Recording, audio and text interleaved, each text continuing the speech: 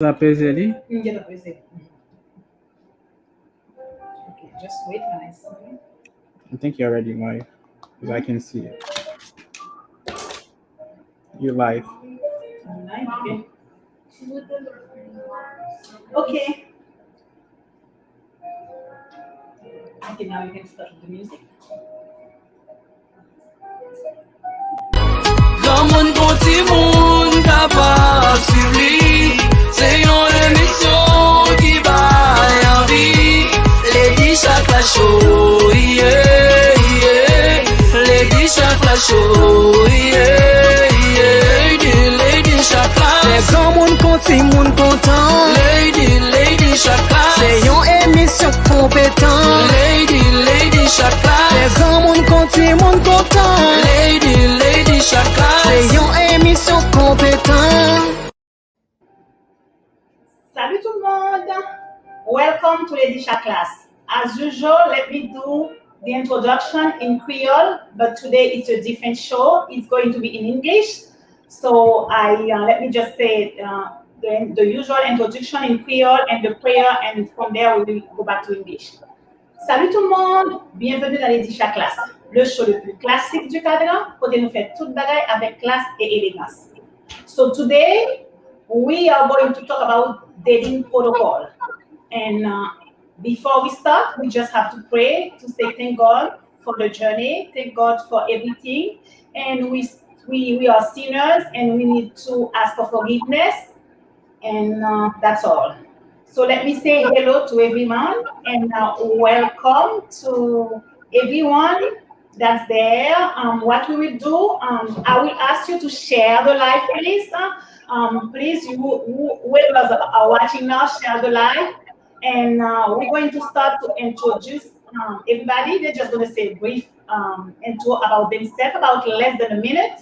And I have a guest that's on the back. He will not, you will not see him, but he's going to be in the background. And then when it's time for him to introduce himself, he will say something about him, about his culture. So this is about dating protocol. So let me start with Jennifer, and then we go from Annie, and we go from Nelly and Sandy, and then Dr. Jeremy. Okay, so let's start with Jennifer. Just tell us a little bit about you. Okay. Hello, I'm Jennifer. I live in Washington, D.C. I'm an attorney, and I work for a nonprofit. Okay, thank you. Welcome, Jennifer. Next, Annie. Hi, I'm Annie BMB. I live in Virginia, and I work as a consultant in cybersecurity. Thank you, Annie. Welcome. And next is Nelly or Sandra. I haven't seen Sandra yet. Is she there, or I can try to add her? So go ahead, Nelly. You can.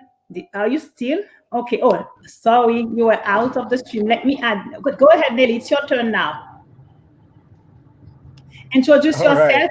My name is Nerly Lozier. Yeah, my name is Nerly. Can you guys hear me? Yeah, perfectly well. Mm-hmm. Can you guys hear me? Yes, we can hear you. All right, awesome. Yeah, so my name is Nerly Lozier. I'm a certified public accountant with Deloitte & Touche. I've been practicing accounting for over 10 years, and I'm just very passionate about dating concepts and topics, so I'm definitely here to add some value to the conversation. So looking forward to the conversation. Okay, thank you, Nelly, and welcome. And Sandy is not there yet, so I guess you just want to go ahead and Dr. Jeremy and tell us a little bit about you for people who don't know you. Okay, good afternoon, everybody. My name is Dr. Jermaine. I work as a doctor in Florida, along the Florida. And that's my first time, on this show talking about dating interracial people. But it's gonna be a great show. So okay. Okay, thank you.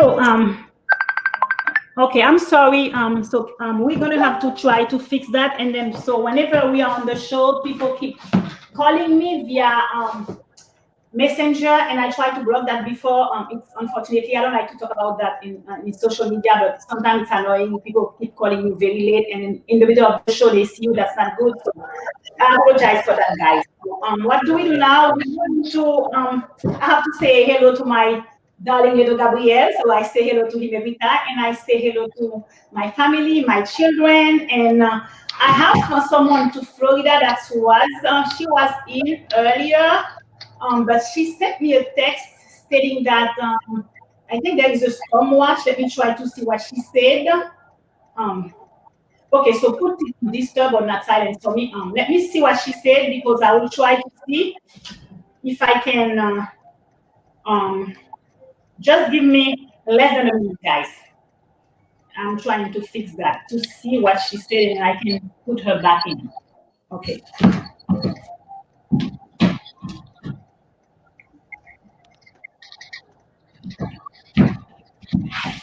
Okay.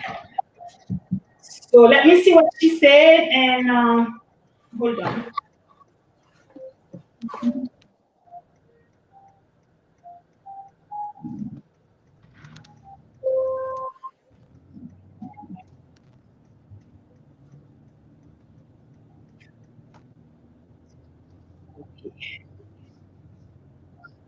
Okay, see, she said that there is a thunderstorm was down here, hoping the lights don't go out.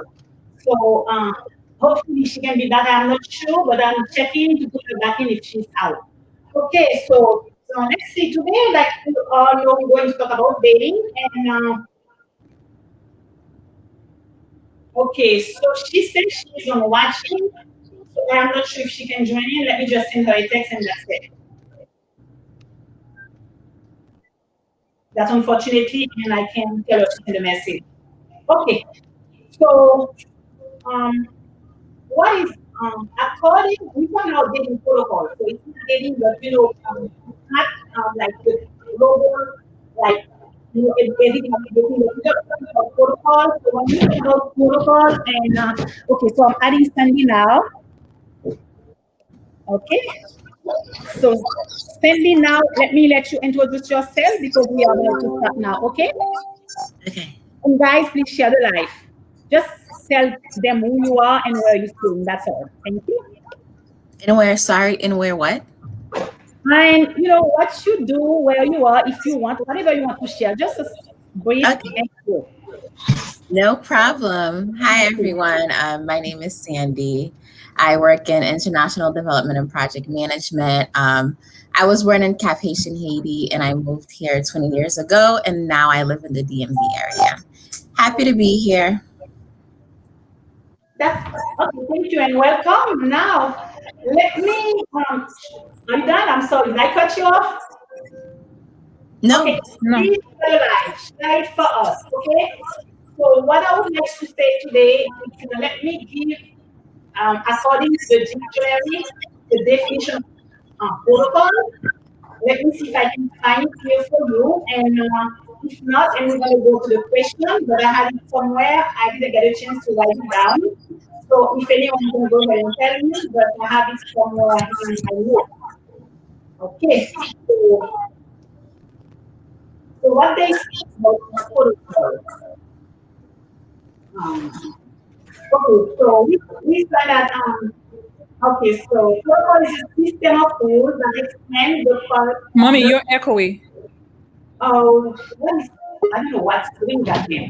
Is something else playing in the background because it's echoey? Okay, can you try to turn off the computer for me? Or put it on mute. Okay, so now is it better? Yeah. Okay, so I was saying that according to the dictionary online, protocol is a system of rules that explain the correct conduct and procedure to be followed in a formal situation. So as you know, okay, somebody say I'm too far, so I have to move closer. I'm sorry, okay. I don't know why, but that's what they say. Okay, so okay, so now because we talk about protocol, and that's going to help us a lot in dating, and each culture has their different type of rules when you talk about dating, and especially we are in a country where the culture, we are in a melting pot. So, and I think nowadays it's wherever you are. It doesn't have to be in America because we have people all over the world. So you're going to find someone that has different, background, and certain rules going to be different. But we just have to probably try to make it work if you want to go dating and to go further. So what I will do first, I have now I am adding her. She's there. Okay. Okay, Nadej, that's my niece.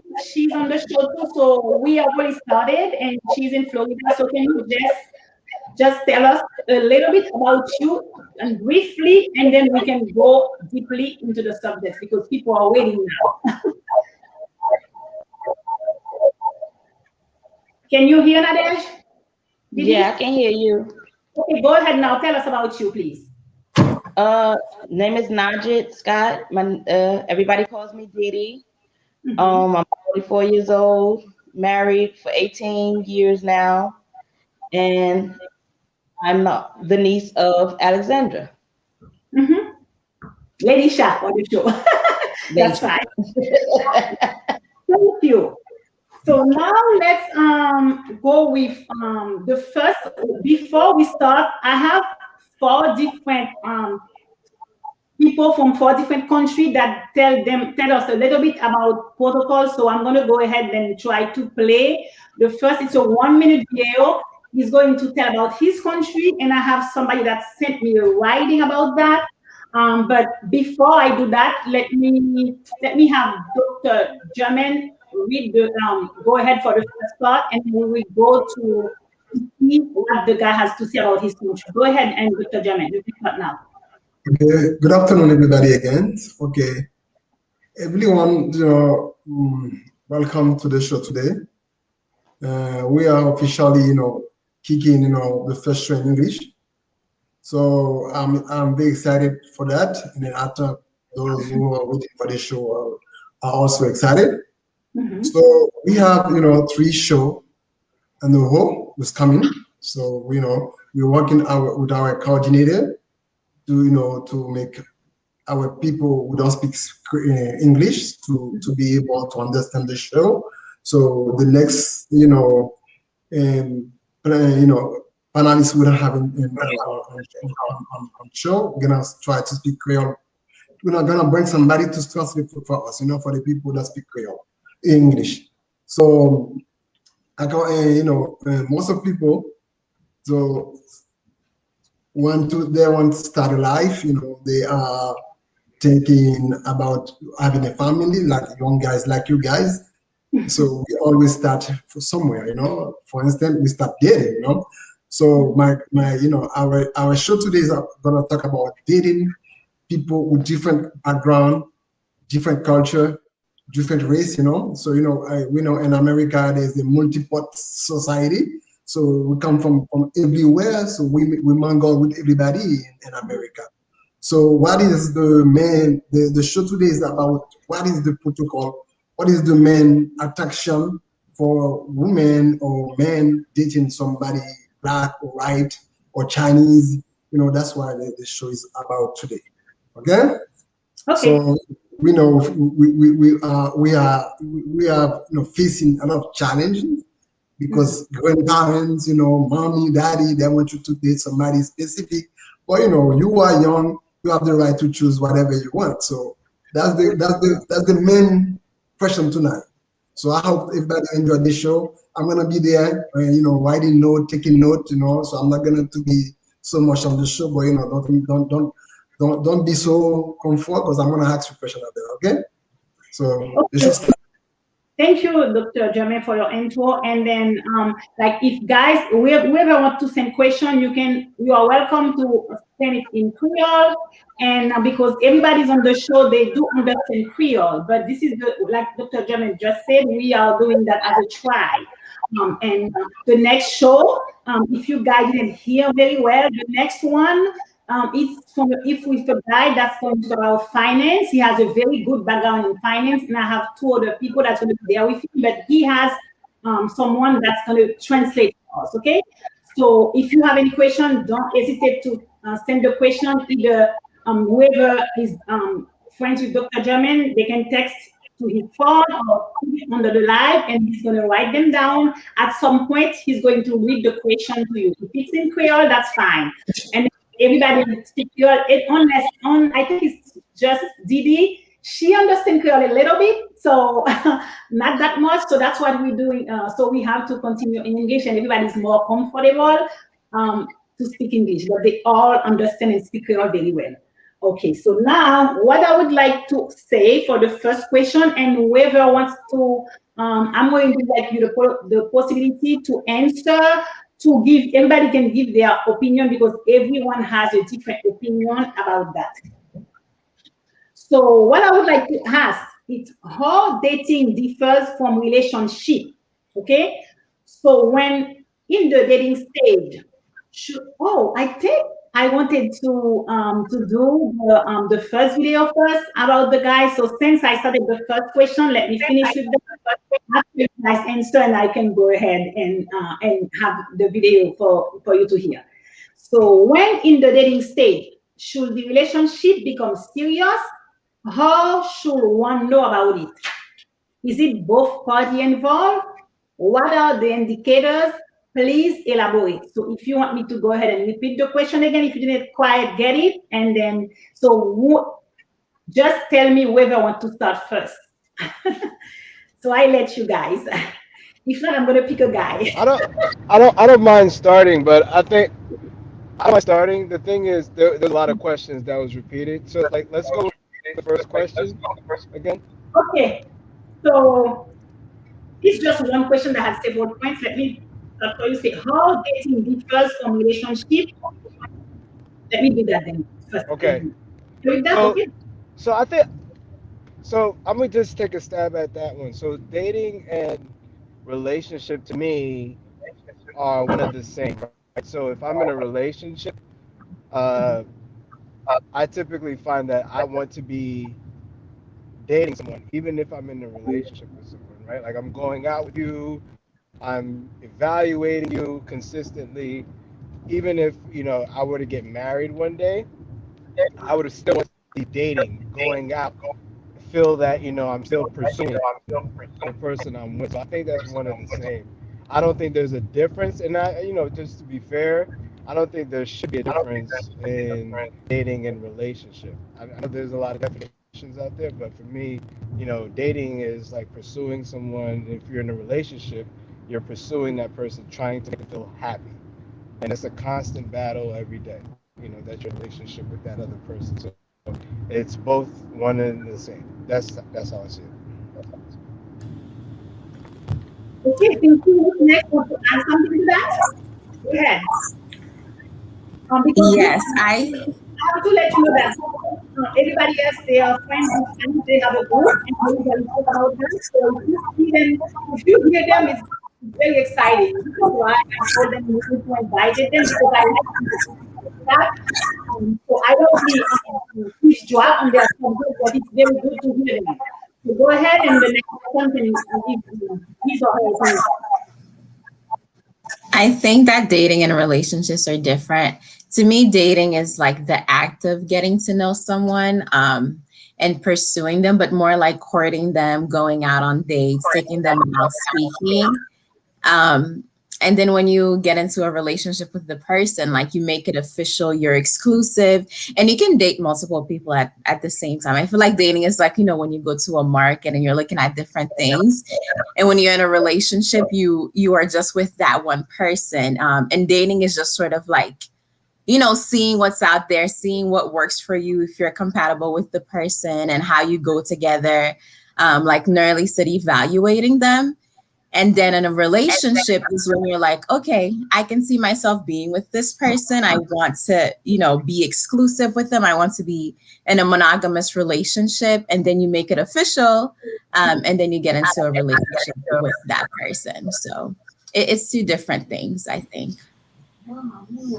And I'll say I agree with Nerly, but to Sandy's point, and just in the example of the market, even when you are looking at everything at the market, if you decide that you don't want anything, you can just leave.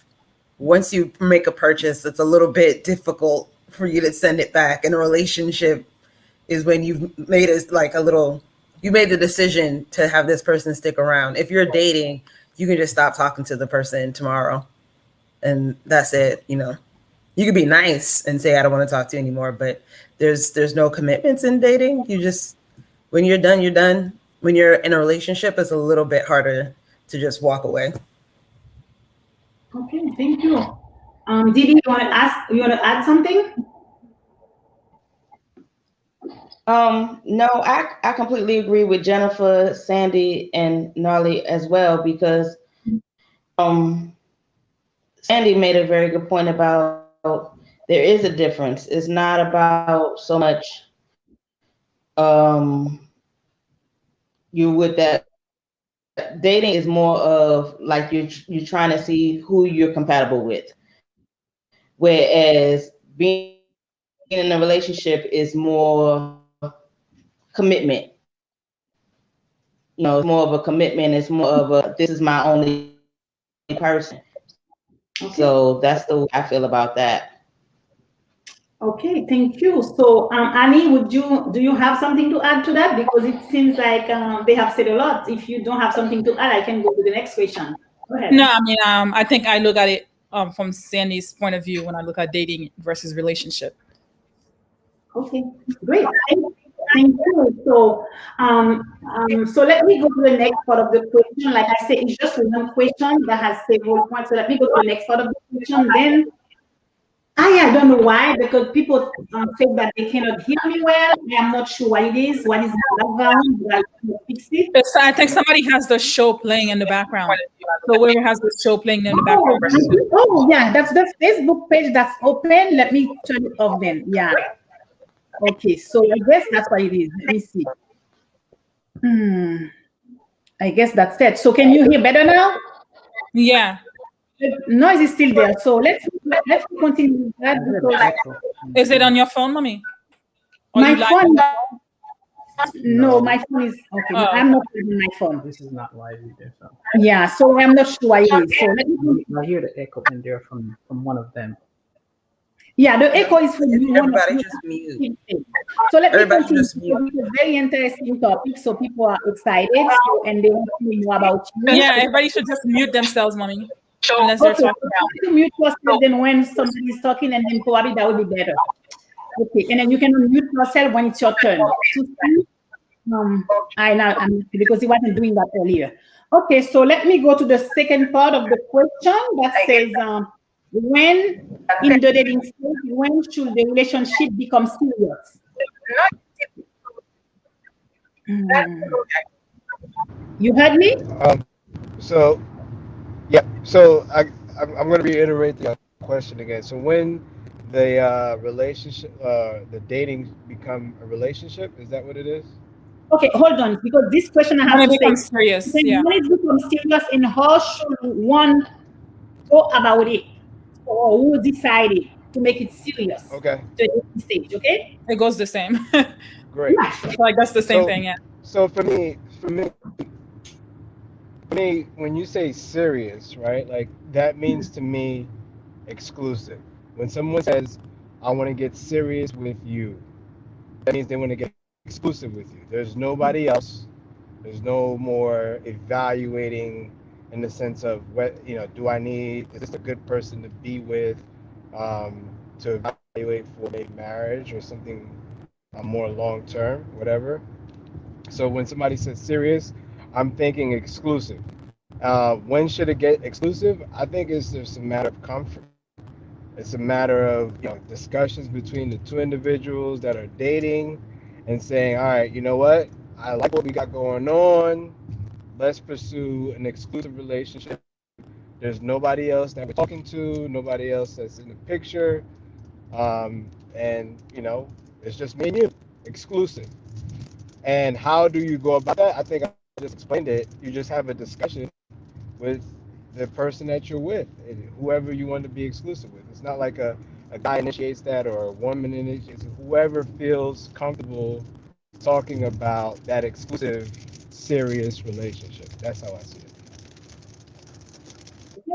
Go ahead next. You don't have to wait for me, guys. So- Anyone step in, please. Go ahead. Yeah, Annie? so I was gonna say, I feel like most of the time, usually women want to be more exclusive towards the man.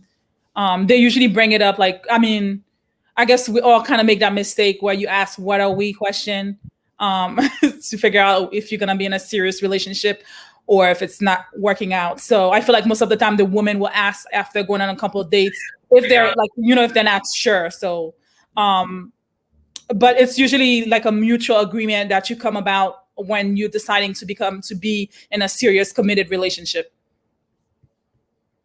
Okay. Whoever want to support her or want to support her opinion or want to say something, go ahead. And I'm not going to interrupt you guys. You can keep answering. If not, I will go ahead and go to the next part of the question. Okay, it seems like no. Can I have a question now? Okay, let me go to the next question. The last part of this question. Can I have a question? You want? Okay, go ahead, Dr. Jame. Okay, when you're talking about dating in America, so do you have intercourse or you just date to get ice cream or whatever? Dating is just going out, like getting to know somebody. It's usually not physical, to me at least. I think that's subjective. Oh, sorry, Anya, I thought you were done. I'm sorry. Oh, okay. Yeah. No, yeah, go ahead. Yes, so I think having intercourse is a personal decision, and I don't think there's a specific method or there's a specific formula of whether or not you're going to have intercourse when you're dating. Like I said, you can date multiple people until you become exclusive with one person if you want to be in a monogamous relationship. So yeah, some people do have sex or intercourse, when they're dating with one person or multiple people. I think it's really circumstantial and it really depends on what the person is comfortable with. Of course, as long as it's like, mutually agreed and consensual, I think that's the biggest thing. But yeah, there's no formula. It's whatever you want to do. But yeah. Okay. Let me go to the last one. Yeah, I agree with Sandy on that. I agree with you, Sandy. Okay, go ahead. Sorry. Okay, so you guys.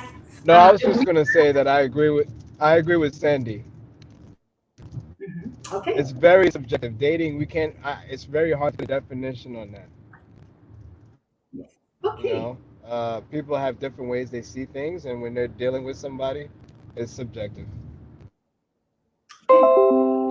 Great. So let's go to the last part of the question, and I will let you guys elaborate more if you want to. Is it both parties involved? What are the indicators? So that's what we want to know, like from the dating stage to get into the serious relationship. So how should one go about it? How do you know when is it both involved to make the decision? Who usually that according to you guys, who usually take the decision to say that now it's serious? Or who wants to be serious first? I think it depends on like how well, I guess, you'll never know somebody like, for sure, but it depends, like, like you date to find who's compatible, like Nadish said. Then afterwards, once you decide, oh, maybe I want to be exclusive with the person, you have a conversation. So I feel like communication is key in that. And whether it can be the male or female that brings it up, it doesn't have to be, just like the woman or the man. But I feel like most of the time, from my experience, I feel like most of the time women will bring it up. But if a man is like ready to settle down, he might bring it up too. Because I have a male friend that he was ready to be exclusive with somebody and he brought it up. So I think it depends on the person and where they are in their stages in life. And if they feel that they found the person that they want to be with, then they will bring it up. I don't think there is like, maybe there's an indicator is like you feel like that's the one for you that you want to be with and you want to be committed to. So I don't know if there's like, I guess, like lists or tasks that you can say, oh, this is the person for me. But I feel like you just know, kind of thing. Okay. So I see Jennifer smiling a lot. Would you like to add something before we go on the next question? I think it really just depends on what you all have kind of talked about before, if you are dating to just go get ice cream, then you already know that. So you don't have to really have too many conversation. So it's whoever feels like they are done dating, or like they just want to put a bow on it, because we're talking very exclusively in terms of male female relationships. But for people who don't date in those parameters, like it's not going to depend on male or female, because it might be two men in a relationship, might be two women in a relationship. I think it's just a matter of whenever the perfect moment strikes for you, just to go, you know what, I hate everybody, but I hate you less than everybody else. So like, let's just keep dating each other and make it something serious.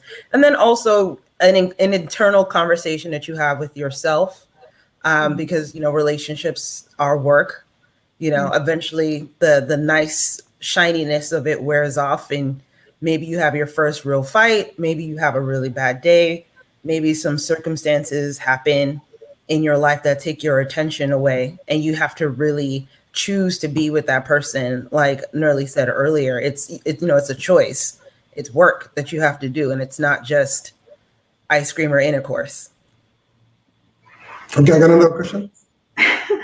Go ahead. Okay, so now I understand very well what you're talking about. Dating and relationship. What's the difference between dating somebody and friends with benefits? What's that mean in America? Friends with benefit is somebody that you go have intercourse but no ice cream with. Dating, you might have ice cream and intercourse. Well said, girl.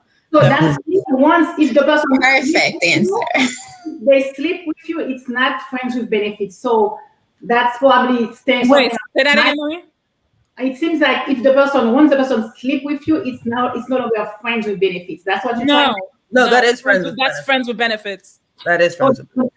When they sleep with you. And you're still friends only with them. sleep with you. Yeah, you only sleep with them and they're just your friends. And then so there will be no jealousy, nobody can do it. Because you're not in a relationship. You're not in a relationship.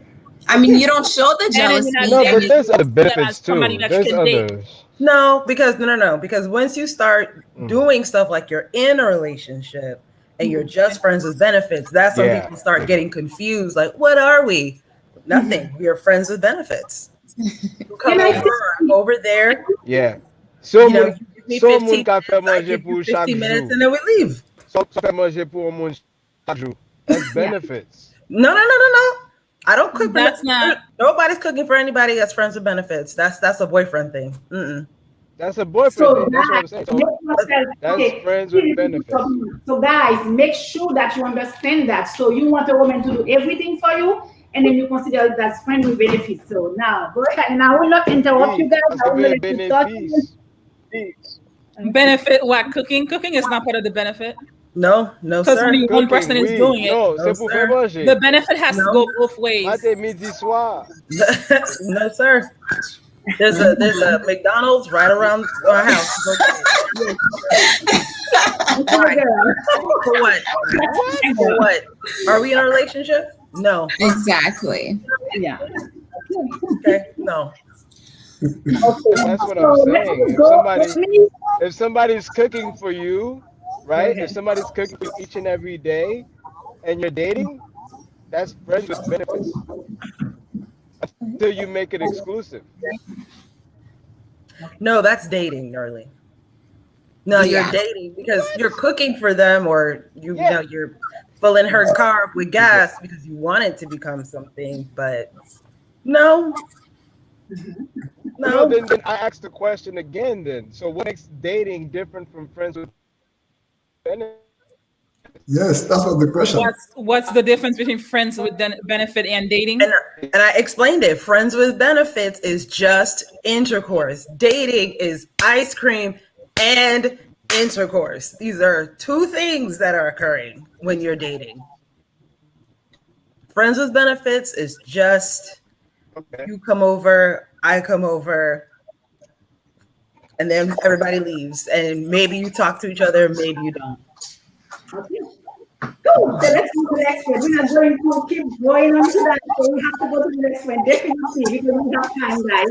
And definitely, this show might be a second show coming to that because we have a lot to say.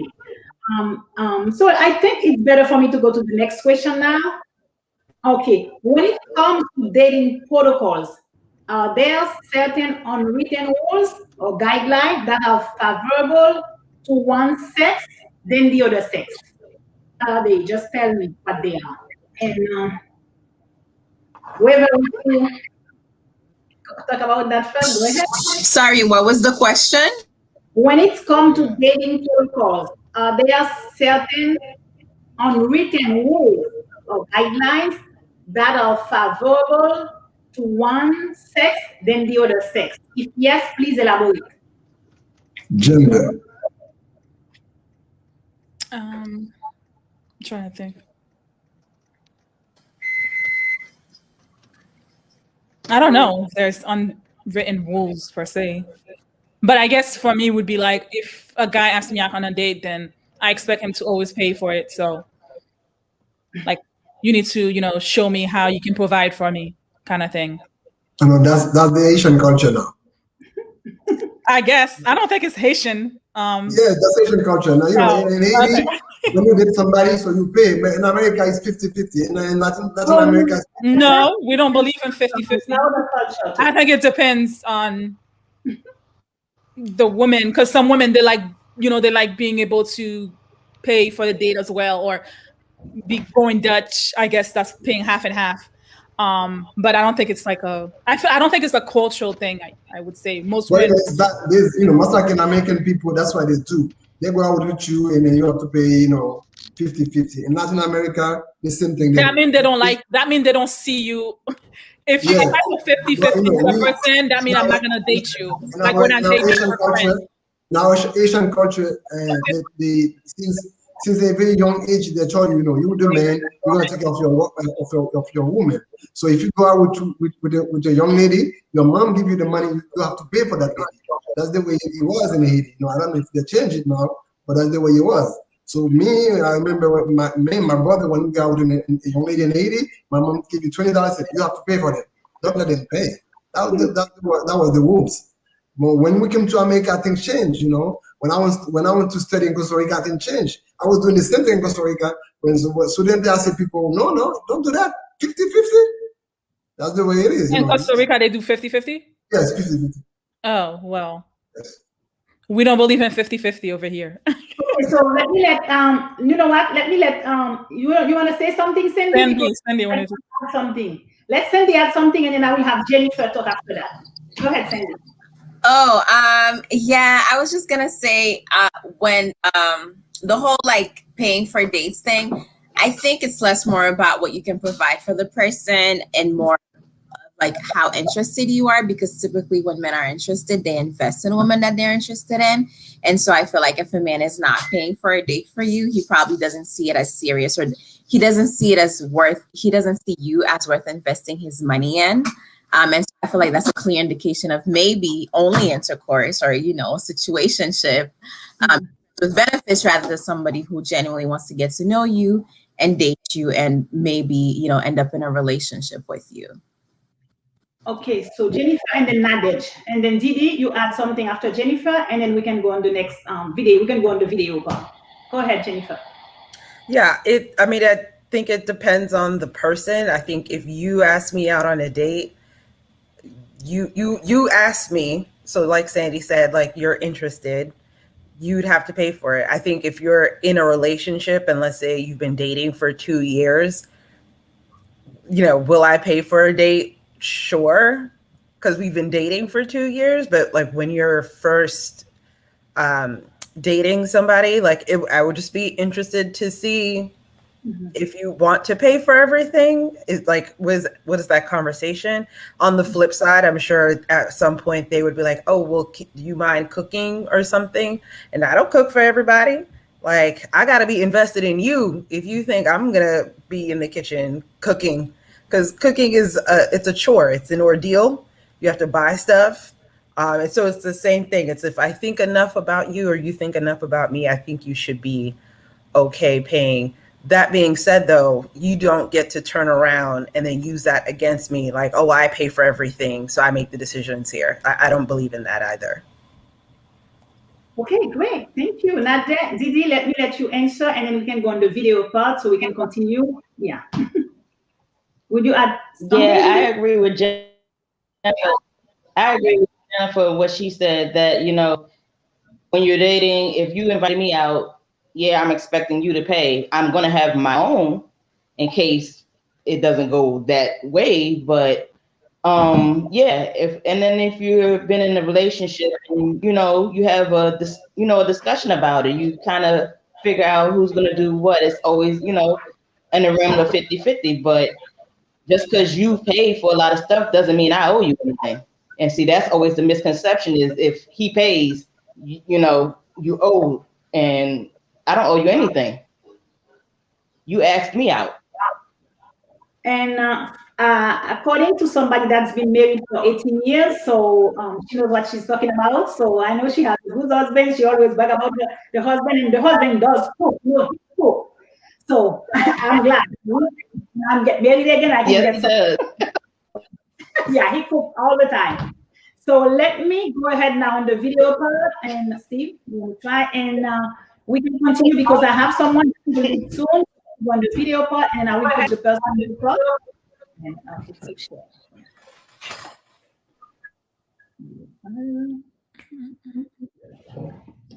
Is that showing? Okay. I think it was. Let me. It's Wilson. Wilson. Oh no, we did the. Okay. Okay, hold on. It's selected already. Just have to click open. Open. Okay. Let me see if it's showing. Hi, so I want to begin by just introducing myself. My name is Wilson Abelard, and I'll just be giving my opinion on the dating scene between the Haitian community and the Haitian American community, kind of in the middle of both, and just the expectations and things that differ. So just starting off, I would say that in the Haitian community, back home, the mentality when it comes to dating is definitely closer to biblical times where you would be going to the father, if you're a man, of course, you would be going to the father, try to get permission to date that person and just as a respect kind of boundary. And I feel like as opposed to American culture, you're not really doing that. So in American culture, you're more so hitting that person up directly, whether that's social media, whether that's just in person. If you ever just walked across a person, it's very seldom that you would reach out to somebody's parents in this day and age. Not that you're trying to be disrespectful, it's just not the culture anymore, it's not the mentality. So yeah, that's definitely one thing that differs. And I would say another thing, the expectation of dating, I feel like in the Haitian community is kind of, I don't want to say aggressive because that's kind of a bad word, but it's very strict. Like there's certain things that you can't do. Now, of course, I'm a man, so it definitely affects me differently.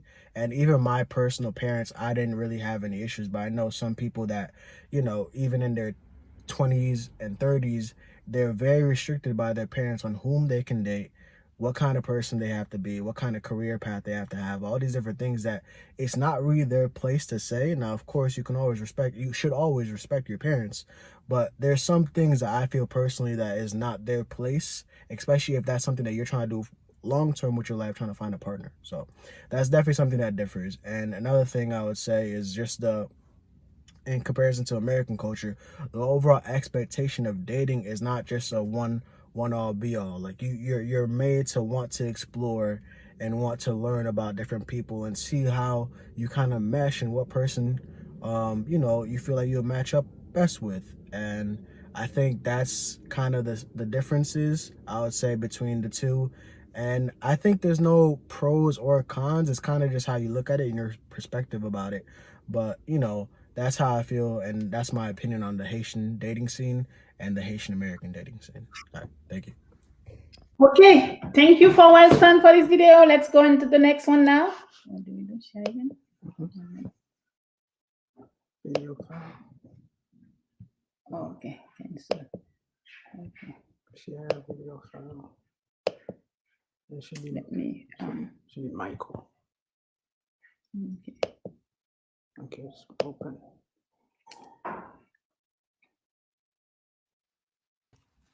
My name is Michael Hessler, and I teach economics at a college in Virginia.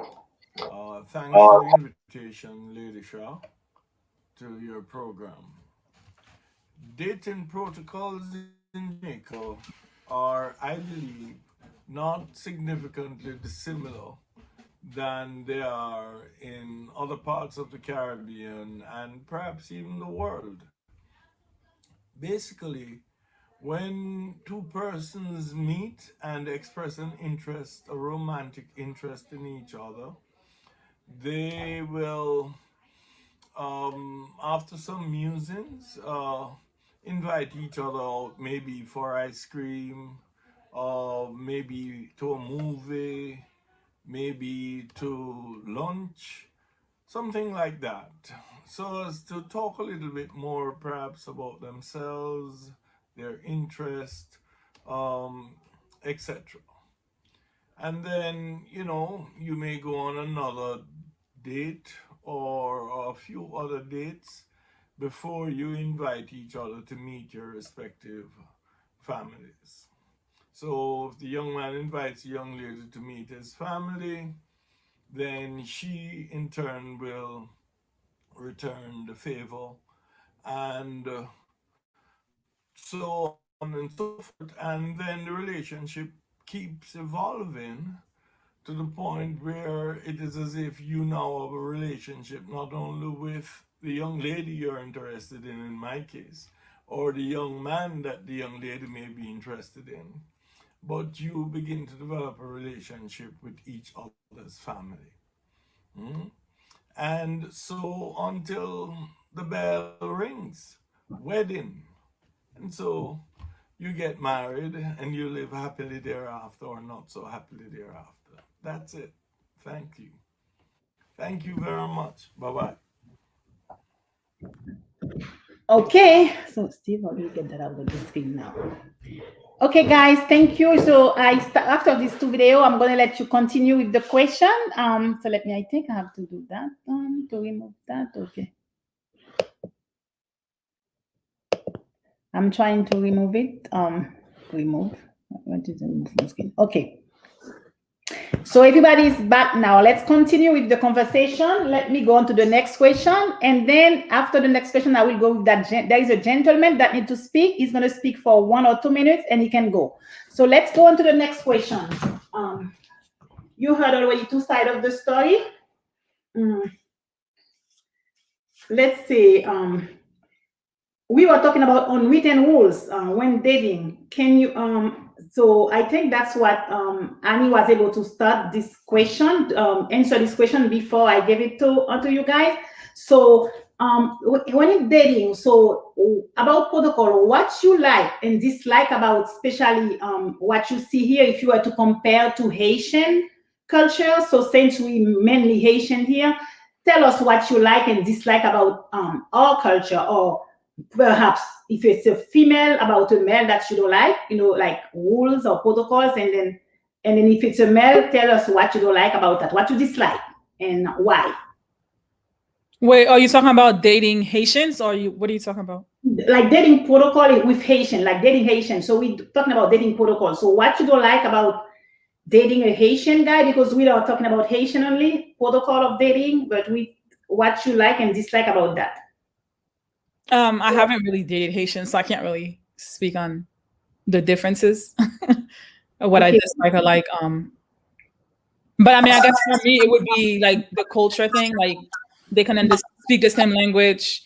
I can go to a bar with you, eat some good Haitian food from your family. So that would be the stuff I like. If I was dating a Haitian guy. Okay.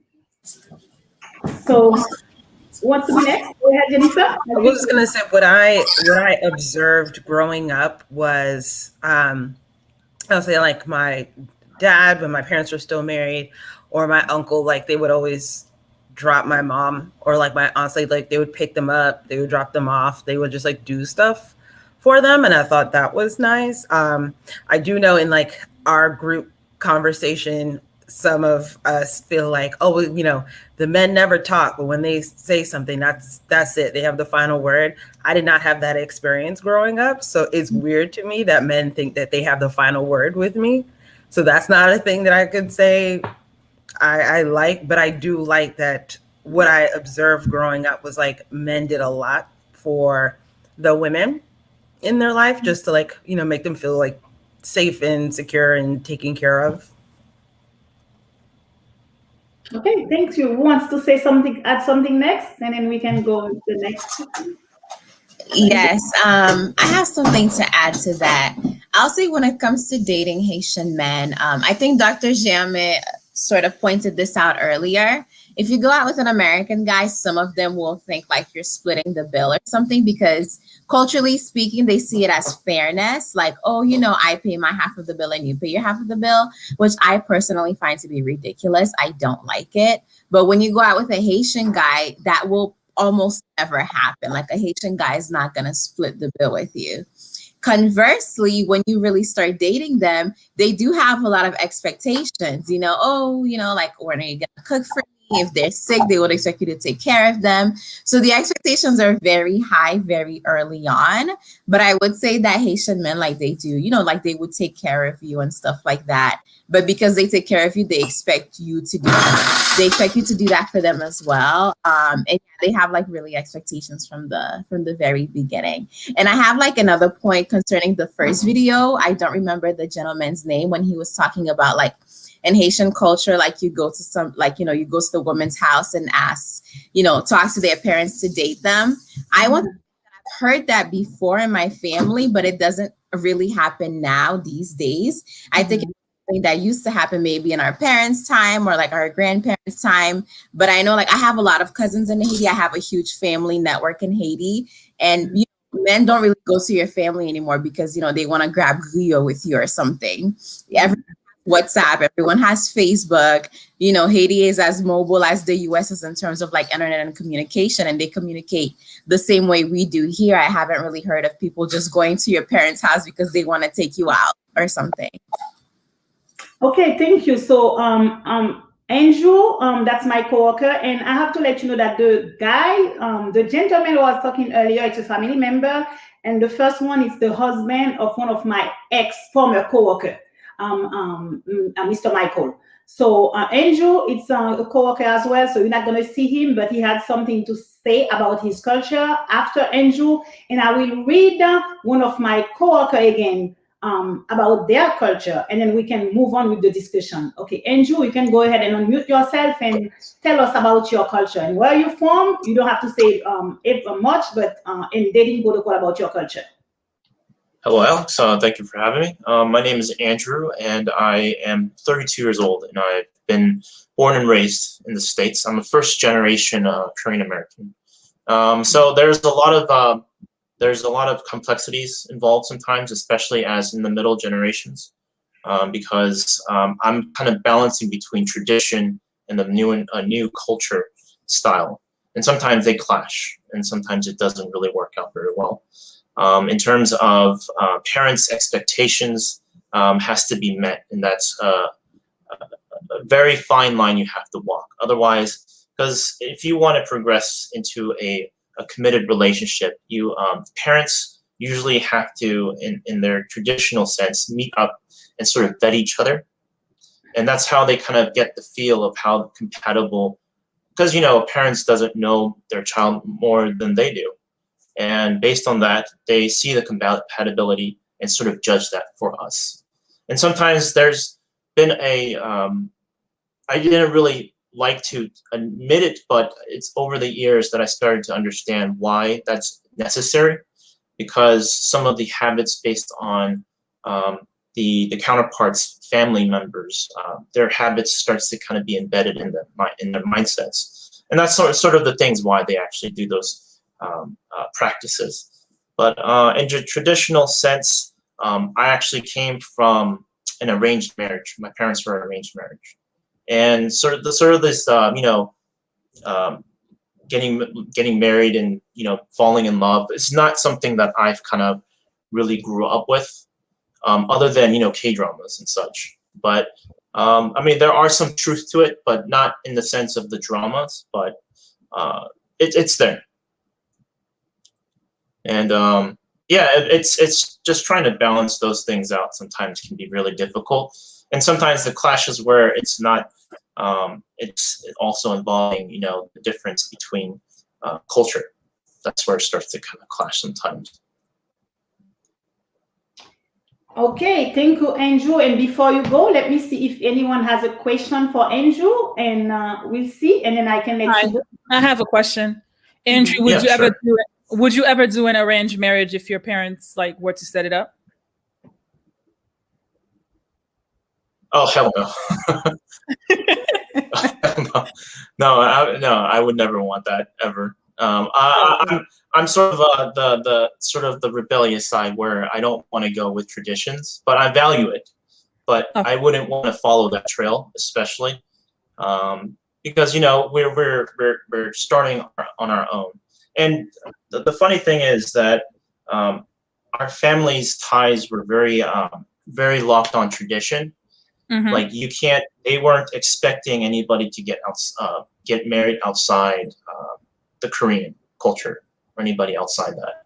But as over the years, my cousins started to get involved in those sorts of arena as well. And that's where, because they're actually my oldest cousin's actually 20 years apart from I am. Oh wow! And there's a huge age gap. So he was just sort of the first person that kind of led that trail. And you can say that both of the cousins that got married outside, there was a little drama involved, so to say. And which one of the reasons why I say, Mom, why do we watch Korean drama? We have plenty at home, But yeah, so in terms of they kind of paved the way for us. Now that the expectation is not so sort of locked in, so they're kind of more loose about that. And it's okay now, because before my father would never allow me to date anybody other than a Korean, but not so much anymore. I feel like the Haitian culture used to have that person, not like they only Haitian, but like people in Haiti, like if you're known by, usually they always ask you for your last name. And then based on the family, they want you to date within the class, because Haiti has a class system. So every class, like you have to date within your class. And then some people, if you don't date within a class, then there's drama within that family. So I feel, yeah. So there is some unspoken rules about it.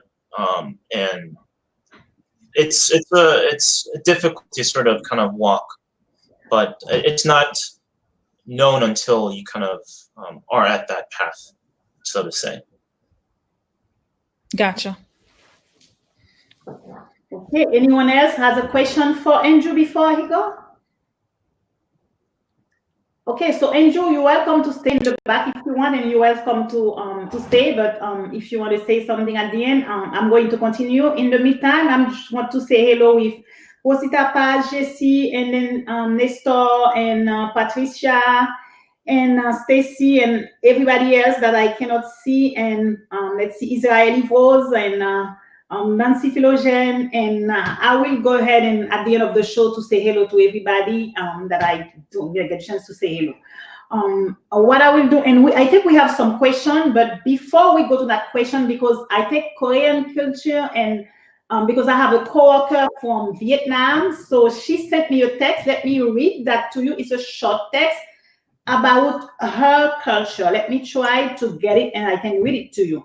Okay, so she said that Vietnamese dating protocol, family plays pivotal role when it comes to relationship-related concerns.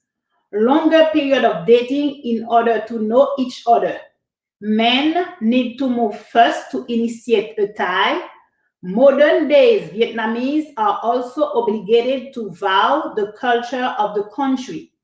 Upon the approval of the certain relationship by the woman family, a man can make low key in public before the marriage.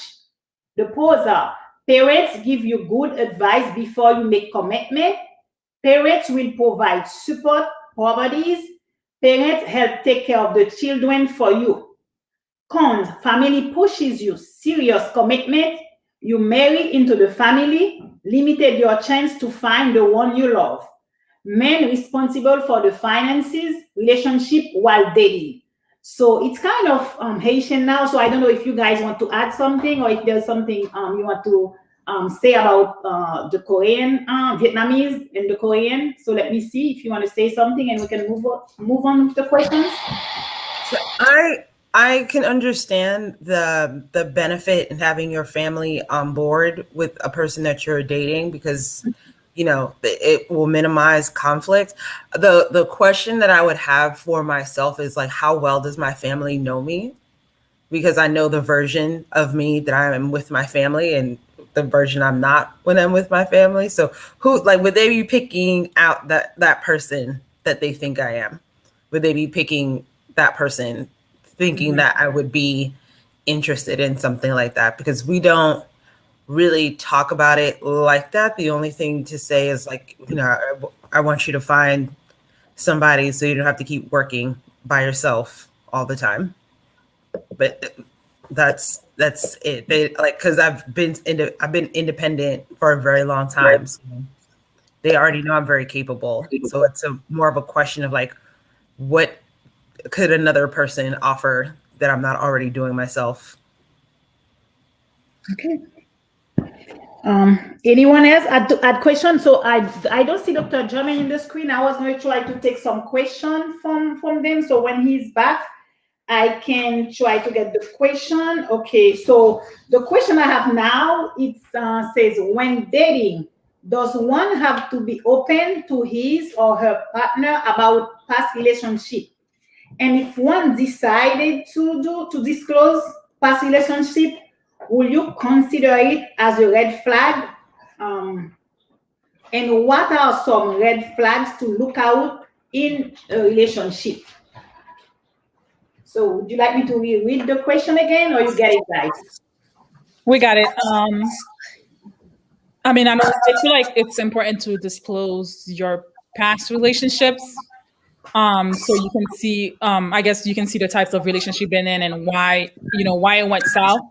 Because if you know why your relationship didn't work, then you possibly have done some healing, and like okay, my next relationship, I'm not gonna do that. And then what else? But let's see, red flags. I think one of my relationship I was in, the guy was calling me high maintenance, but he wasn't maintaining me. So to me, that was a red flag because I'm not asking you to pay to maintain me. I was maintaining myself. So don't call me high maintenance if you're not maintaining me. And then what was another red flag? Other red flag, I guess like they think that you're a gold digger if you have like certain standards for a man that you're looking for. Like short fuse, a guy that gets mad at every little thing. Like, no, I don't want to deal with somebody like that. I'm not gonna deal with your anger issues. You need to go to therapy for that. Yeah, that's what I have for now.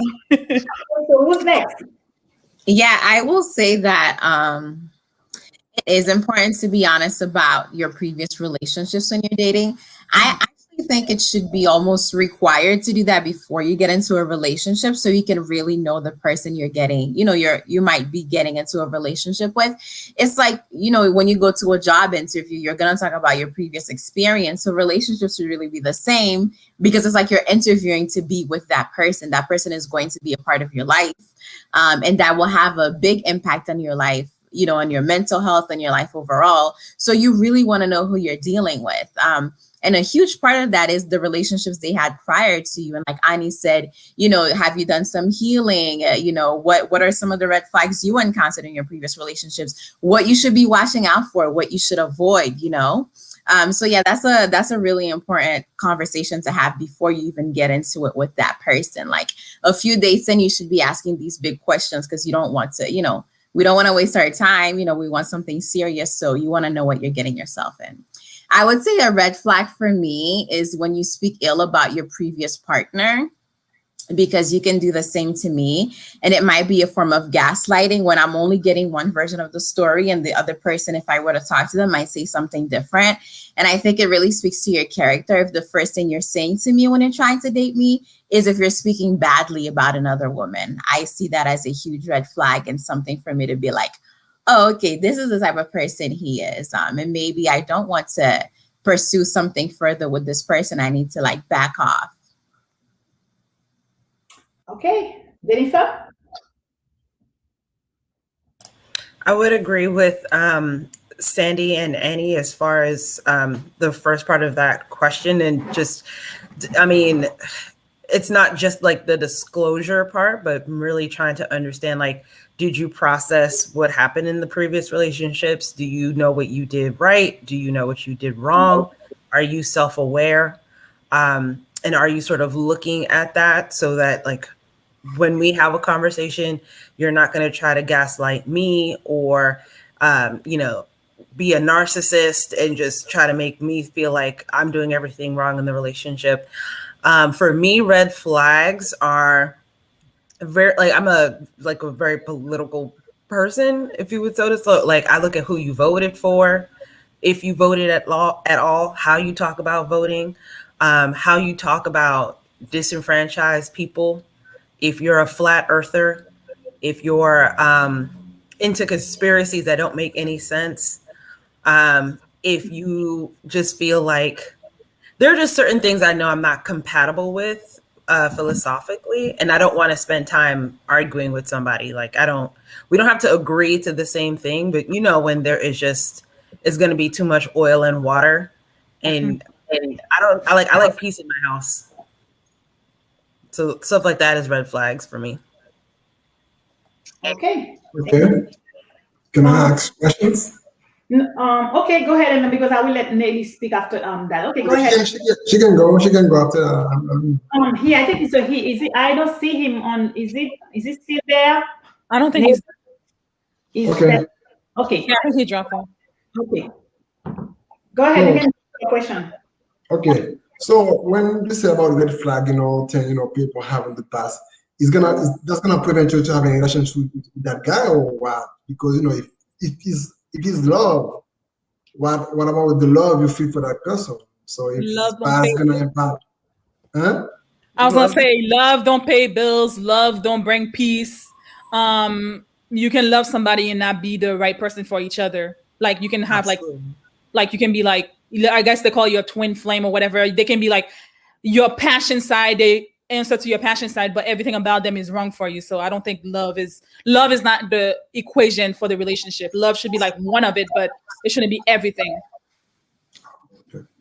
I think there's a spectrum. I think before you even get to the love part of the relationship, you need to get to know who you're dealing with. I feel like that. And at that point, you know, which should be early on when you're genuinely getting to know each other, love probably is, you know, if you see you're already compatible and your values align together, then love comes in. Because I've seen it happen the opposite side and it doesn't work out. It's always a mess. It's not peaceful. And I think, you know, it's good to be smart and see where your principles and values align, how compatible you are before you can say, yes, I love this person or I'm falling in love with this person. Because if you just have your heads in the clouds and then, you know, you're sexually compatible or you have a lot of fun together and then you don't really speak about the bigger issues, then that's going to come and bite you in the butt later on. So do you believe in love at first sight? I'm sorry? Do you believe in love at first sight? Like, you know, you see somebody. I think love is something you work on over time. I don't believe in love at first sight. I think it's like attraction or lust, but I genuinely don't think you can love someone right when you see them. I don't think that's practical. And I think it's just a bunch of fluff, to be honest with you. And it sets you up for failure. When you're an adult and you're living in the real world, that's just not a thing that is real. And I want to say that I believe in love at first sight. And I've definitely seen a man was like, oh, like, he's cute. He thought I was cute. And then I heard him start talking and I was like, oh my gosh, he is stupid. And like that ruined it for me because like I like really smart men. And I know a lot of people don't put any value on that. It's not like the red flags keep you from a relationship. You're not doing it for that. It's again, for your own self-protection and your peace of mind. Like if you are dating somebody and anything and everything makes them angry, like that's a red flag, because you could be the thing that makes them angry, and it goes from yelling to somebody striking you, and then I have to call my friends to bury your body because you lost your mind. Like I just this is your peace of mind. This like, why would you want to be with somebody in a toxic relationship if you can already see it on the horizon? Like, oh, you know what, this person has some demons that they have to work out, or you know what, I argue with people every day at work, now I have to come home and argue with you. I don't want to do this arguing. You already know. It's just better to be peaceful in your own space. Yeah, and then you don't waste your time on somebody, because that's wasted time. You can never get that back. Okay, that's clever. That's clever about you guys, because that can prevent a lot of suicidal crime in America and all over the world, because women they are dying a lot because of that toxic relationship. So if you can see that, that's very, very clever of you. So I'm very happy you put that out there. I watch a lot of true crime. I know how to bury people. And then the thing is, it takes a while for you to learn what you're willing to accept. Like it takes a while for you to know what red flags to look for too. So if you're not dating like at all, then it's gonna be hard for you to realize, like, because if you look at the Haitian culture, your parents don't really want you to date until you like finish college, and that really doesn't make sense, because by the time you finish college, they want you to be married and have kids, right? So like, how you're supposed to know those red flags and things like that if you're not dating prior to college or during college? So yeah. Okay.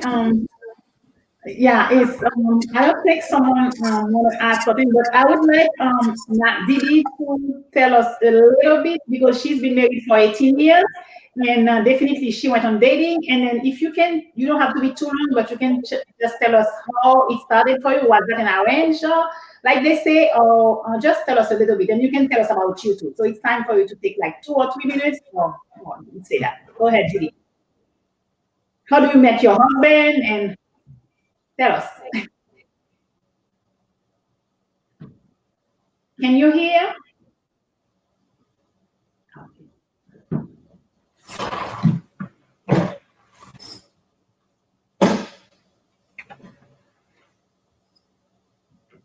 Didi, can you hear us?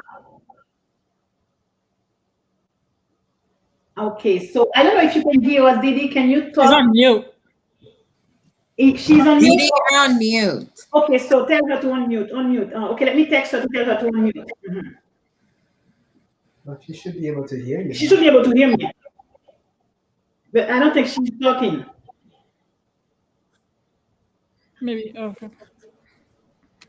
Okay, Didi, can you tell us about you, because you've been married for 18 years, and then about yes, ma'am. baby? You talking to me? Okay.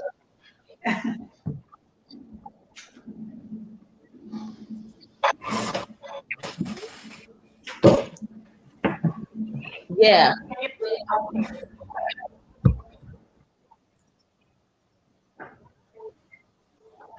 It doesn't say it's on mute. Can you hear me? No, we can hear you. I think she's lagging behind. Yeah. Nadej, I think if you Can turn you hear off me? your video, it might pick up faster if you turn off your video. Yeah.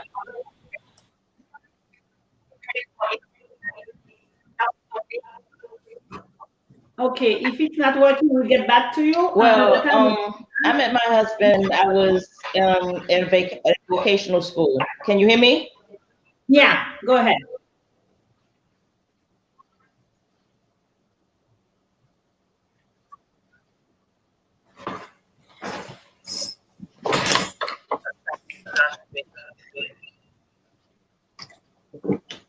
Okay, Didi, it seems Can you like hear me now? Yeah, you can talk.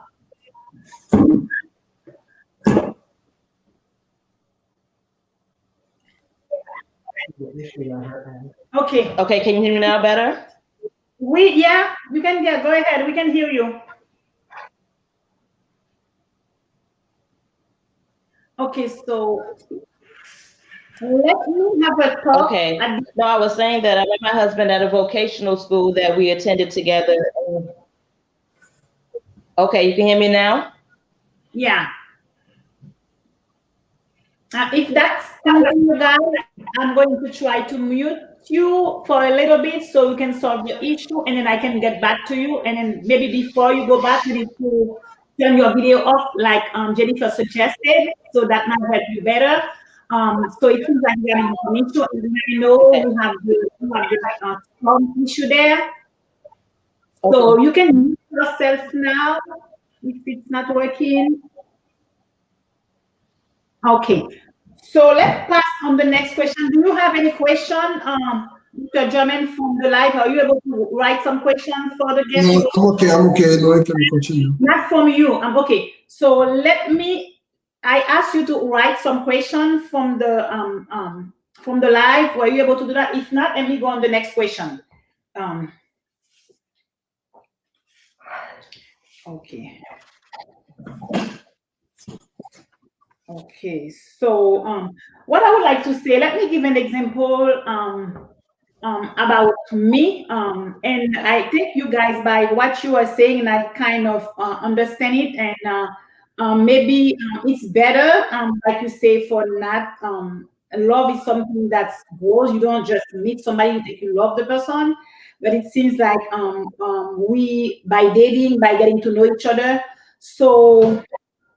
Will you think that there should be some situation when you can try to work something out before you just say you give up on somebody, or you don't have patience for that at all? You can see like 2 red flags and you say, I'm done. Or will you take, if you maybe lost, if you really attracted to that person? And then, for instance, let me give you an example. I remember, I like guys that are really gentlemen, that especially when you are in public, so like, very affectionate, but I can just not be affectionate. I think it's my side, that's how I am. So I remember a couple of years ago, I was walking to a store, and there is this guy he was very well dressed, and then I don't really look people for like too much in appearance, but he was very good looking and well dressed. And when he saw me, and then there were like a bunch of women, and so I feel good. It seems like the guys know me, so that made me feel really good. So when he saw me at the store, there were like a bunch of people walking, and it was after 6, and he said, and I was so embarrassed because he was looking at me. Okay, so I put my head down and walking. He said, "Well, you saw me looking at you, so why are you avoiding me?" So, and then everybody was looking, and then two of the women say, "Oh my God, that's a good-looking man talking to you now." So that's kind of made me feel, and I just ignored him, keep walking. So he followed me on the store. So he asked my phone number. So when I look at everything, and then we were able to chat and we exchanged phone number and everything. And it seems like because I didn't know the culture here, that's what I'm trying to get. So there are certain unwritten rules, like they said, or you're not supposed to do it when you're dating someone that's not Haitian. The guy was not Haitian. So there are certain things that I was doing. He didn't like that. So, and it took me a while to get over that because I thought that I was in love with him, but he had some issue that he had before. So do you think that if you guys meet somebody from a different culture, it's really important for you to find out certain rules about the person's culture, especially if that person doesn't like to talk? Because if some people, they don't like to be open. They will talk about everything, politics and everything, but they will not talk about their life, their relationship, right? Themselves with you. So how would you know that person? So would you consider that as part of the red flag you were saying?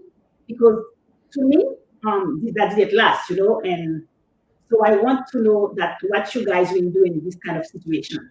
So I was gonna say, if I'm dating somebody that's different culture, they should be the one that kind of pinpoint you and teach you like about their culture. Mm-hmm. You should also do your research if you're really into the person, but like ultimately they know their culture, so they should pretty much be teaching you and telling you like what, you know, like what's acceptable, what's not, and then like what you're comfortable with as well, because it's not just about them as well. And that's a red flag if somebody doesn't want to tell you anything about themselves either. Like, why don't you want to tell me? Like, it's like maybe you have a mistrust in people. I don't know, like why they wouldn't want to tell you any little and like any personal stories of themselves. So to me, that's kind of a red flag. Okay. Would you guys want to add something? Yes. I actually, this is a really good question, and I had to sort of like wrestle with this as well. Like, my boyfriend is Nigerian, and I guess they really believe in like their woman like serving them their food and stuff. And something I had to sort of get used to because the relationship is new. It's still so new, and I just feel like that's something. Again, I'm like a person that feels like things develop over time. And so I was a little bit taken aback by the fact that, in Nigerian culture, even if you've been dating for like a week, and, you're at somebody, like you're at a party or something, they think that, if that's your man, then, you serve your man. And that's a conversation that I had to have with my boyfriend, because I was like, oh, okay, I don't, I haven't done that in the past. I just feel like it's something, when we're down, further in our relationship that I would do for you. Or, if we're at a party, we can both get our own food because you're not coming to my house. Like, if you're coming to my house, I'm going to serve you, of course. But if we're in another place, I don't know if I'm so crazy about me being the person to serve you. But that's their culture. That's how they operate. And so, yeah, we had to have a conversation about how and why that's important to him, and sort of clarifying, boundaries and, what I'm comfortable with and to what extent I'm comfortable with doing certain things that are from his culture, and like coming to a compromise that works for the both of us, I will say. Okay, we want to add something next, Jennifer? I would just add, like, that would just be a part of the conversation that we had to have, because, I grew up in a bilingual household. I can speak Creole. My grandmother does not speak English. And so you just have to understand that you're going to be in scenarios where, like, maybe people are not speaking English, and it's not rude for them to not speak English. It's not rude for them not to include you in the conversation. I think sometimes people feel like if you're not in the conversation, people must be talking about you, and that's not how that works. Like, Haitian people like to talk, so they're going to speak in Creole, they're going to speak in French, they're going to speak in English, they're going to speak however they feel comfortable. And I know that in previous interactions that I've had with people, some people do take offense to that, and I would just want them to know, like, this is the way that I grew up. Like, people are, again, I have family members who don't speak any English. They're not going to learn English for you. So you can learn some Creole. You can do that for them. Or you can just be okay with knowing, like, sometimes you won't be in the conversation. But that doesn't mean they're trying to exclude you from the conversation either. Okay.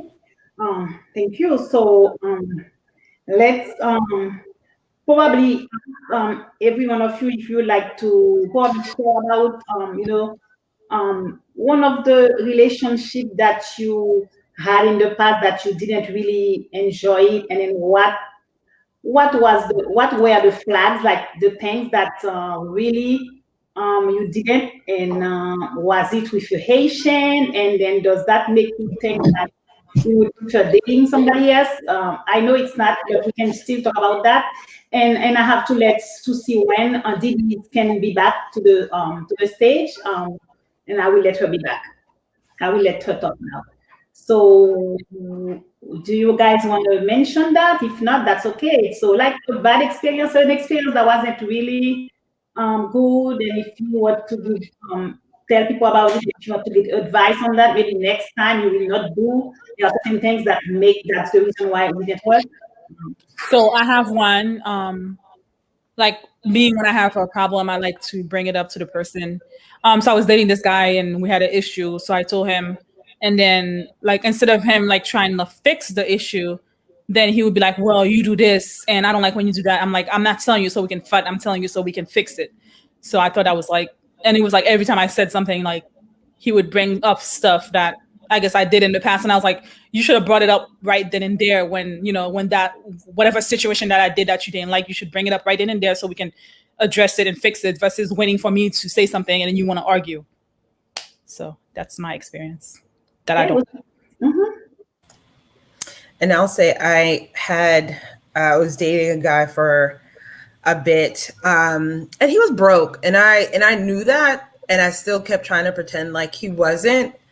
And he didn't live here; he lived out of state. So when he would come to, like, I should have just been like, "You don't have money," and just left it, but I didn't.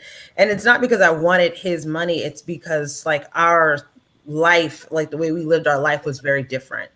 Like he had a bunch of roommates. I can afford it to live alone. I like to go to brunch and happy hour. And like, we just had one date where the bill really was like $30. And he just looked at me like, how are we going to do this? And I was like, $30? I can take myself out for $30. Why are you here? And so, but people say like, give people a chance, like see the potential, blah, blah, blah. You can see the potential, but like, don't only look at potential, like look at what's in front of you is what I would learn from that experience. Like I met him and he was broke and I knew he was always going to be broke. And I was just like, no, he'll like get it together. And he like didn't. And so finally I was like, I'm not going to put my life on hold because we can't live the same sort of life because you don't have any money. Wow. You don't get broken men? No, because we live different lives. We live different lives. And I don't want you to make me feel bad because I want to go somewhere and you can't afford it. Okay, let me add something to that, what you said, Jennifer. So I don't understand the fact that you don't like broken men because you can still be dating a man that has, because I know people, I heard, because of the way I am, people do tell me a lot of stuff. So sometimes I can use them as an example. It's not that I'm saying what my friend said to me.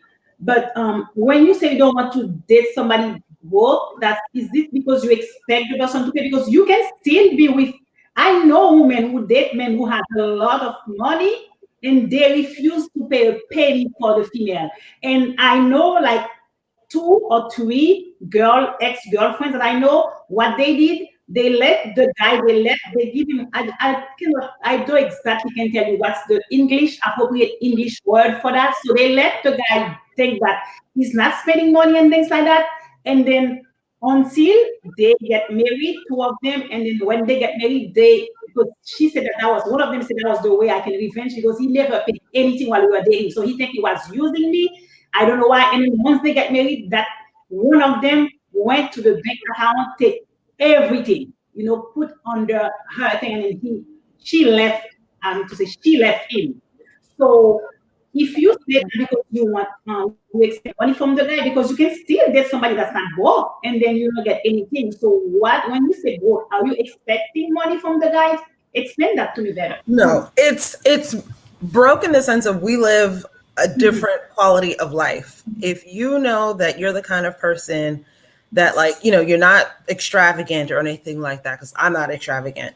But again, if I can afford to live alone and you live with a bunch of roommates, like that's already telling me like something's different about how we prioritize money. I like to live alone. Maybe you like roommates. Okay. But when we're talking about like simple things, like going out or like, maybe an emergency comes up or something like that, and you're not a person that I could rely on for that. At that point, like, why are you here? Like, you got to bring more to the relationship than just ice cream and intercourse. Like, I don't like that. That doesn't make any sense to me to do that. In the same way that like, if you're a kind of guy that doesn't like his job, so you don't like it when I talk about good stuff going on in my job, like what am I supposed to do with that? There are people that you can definitely have the potential, they're working on it, but you can do that single. Like I think a lot of people think like you need to be with somebody while you're building yourself up, and you don't. You can be 100% single, focus on like, maybe you're in the process of repaying some debts that's totally okay for you to be in that process by yourself. You don't need another person with you. You don't need to try to have them just hold on with you, because you're staring at them across the table and they're trying to split a $30 bill with you. Like that don't even make sense.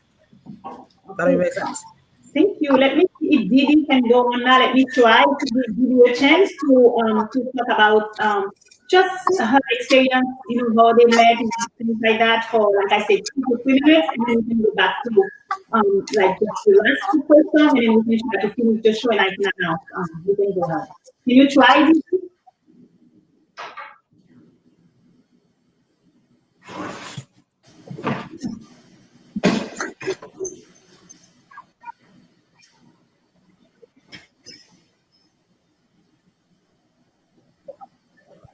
Can you hear me now? Go ahead. Can you hear me? Yes. What's your question? Tell us about your dating, how you met your husband, just a brief, and then how was it been arranged, and then how you guys get married, and just about you and your husband.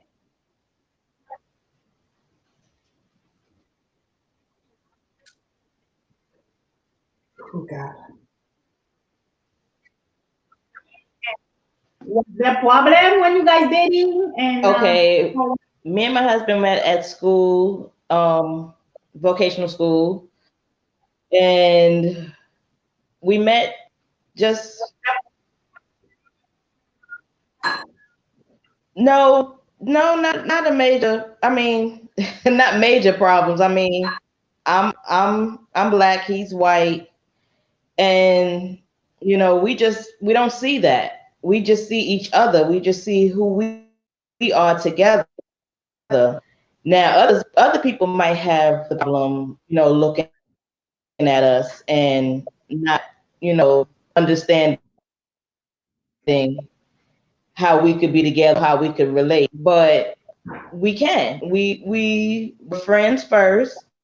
We got to know each other, began to date, and we got married in 2003.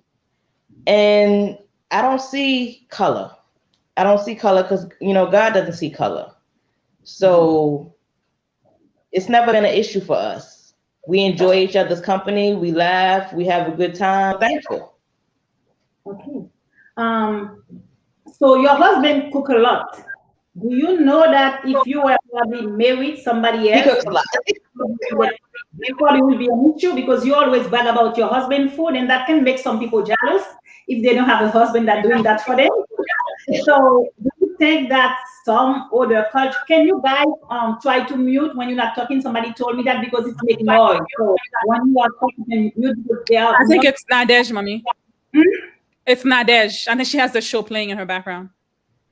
Oh, okay. So if you can lower the volume, the show is playing in your background, that can, yeah. So because somebody just texted me.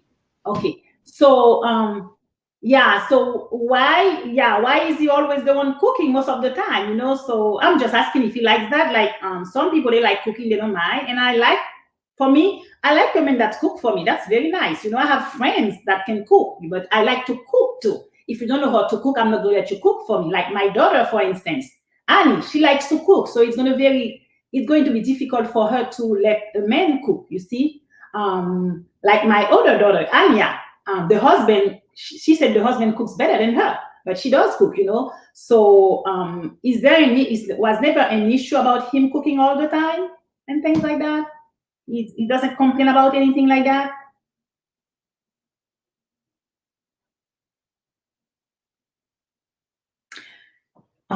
It seems like okay, she's let's continue guys on to the next question. Let me let you guys if you want to add. Go ahead, Annie. I was gonna say your friend that did what she did. It sounded like she was trying to do revenge because you wait until you marry the guy. So then, because automatically when you married, you kind of have access to certain things. Well, I don't know automatically, but you kind of have access to certain information. So your friend waited till she got married, and then she got all the money, and then she left the guy. So to me, that's like she was waiting to get her revenge back on the guy. So Like, why can't she just leave? If you don't want a man to pay for everything for you or pay for stuff, then don't date somebody that's not willing to do that. Like, don't settle. To me, that's like, you shouldn't settle. Like, if you know what you want and the person is not providing it, then don't settle for that. But that's just my take on that. I just wanted to say that. You guys, something, go ahead. Yes. So before we move on to the next question, I wanted to say there hasn't been like one singular dating experience that's been terrible for me, luckily enough. But I did notice a pattern when I was dating Haitian men that I think Jennifer sort of touched upon this earlier. I'm a very opinionated and strong-willed person. And when I was dating Haitian men, they did not like that. Like, there was a guy, he became really abusive because of how opinionated I was. He was like, you think you're better than me, you think you went to a better school than me. And it would just be something simple like, oh, I don't want to go to this place, I want to go to another place. I think this is a better option. And that's something I noticed when I was dating Haitian guys overall that completely turned me off from them, because I was like, if I can't put myself with you, then it's probably not going to work. And they feel really threatened when you're dating a woman who's like very strong-willed or opinionated or outspoken. And that's a pattern that was sort of like really hard for me to deal with when dating Haitian men. It's not something that I can personally, I'm not going to turn off. Like, that is who I am, and I should be able to state my opinions as I wish. So that definitely like made me, stop dating Haitian men overall, because I'm like, I'm not going to put up with this. You should be secure in your capabilities and not come for me. Okay, so Sandy, you have to wait when you go to Africa with that guy. Sorry? What'd you say? You have to wait when you go to Africa with that guy to see what's going on in Africa. In America, they are different in America. When you in Africa with them, different. I think he'll be the same. I think he is who he is, regardless of where he is. So I think we'll be okay. He knows me by now. Yeah. So to go back to that, I'm going to say a little bit about the Ghanaian culture, because I have one of my best friends. She's from Ghana, and I have a lot of friends from Ghana. And my daughters, all of them, they have friends from Ghana as well. So we are very close, and I like certain of their food, especially like the jollof rice, and I like that, and I try to learn how to cook it. But one of my friends today, she was telling me, they have different tribes in Ghana, okay? So she said that there is not really a problem, but when you are from certain tribe, especially if you have money, you cannot marry or you cannot date somebody outside that tribe if it's from royalty. I think she's from Ashanti, so I am not sure exactly, all of this, but she stated that to me earlier prior to the show, and I had to say that to you. So yesterday, a friend of mine called me. She invited me to join like a gym. She wanted me to be there. So I met, I think one of the ladies, they are watching the show now. And so they were very nice ladies. So we chat a lot after. I think I stayed like about more than 1 hour to chat with them after we gone. So after they finished, because they were doing it on the street. So the lady told me, so I told her, I explained to her about the show today. And then one of the ladies, she told me that I married a Ghanaian guy. She's a Caucasian lady.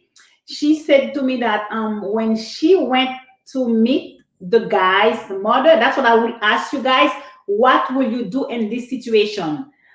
Because sometimes we tend to judge older men when they value female from different culture, because we, as whether it's Black, Haitian, or African American, I'm not sure, sometimes there are certain things we don't put up with.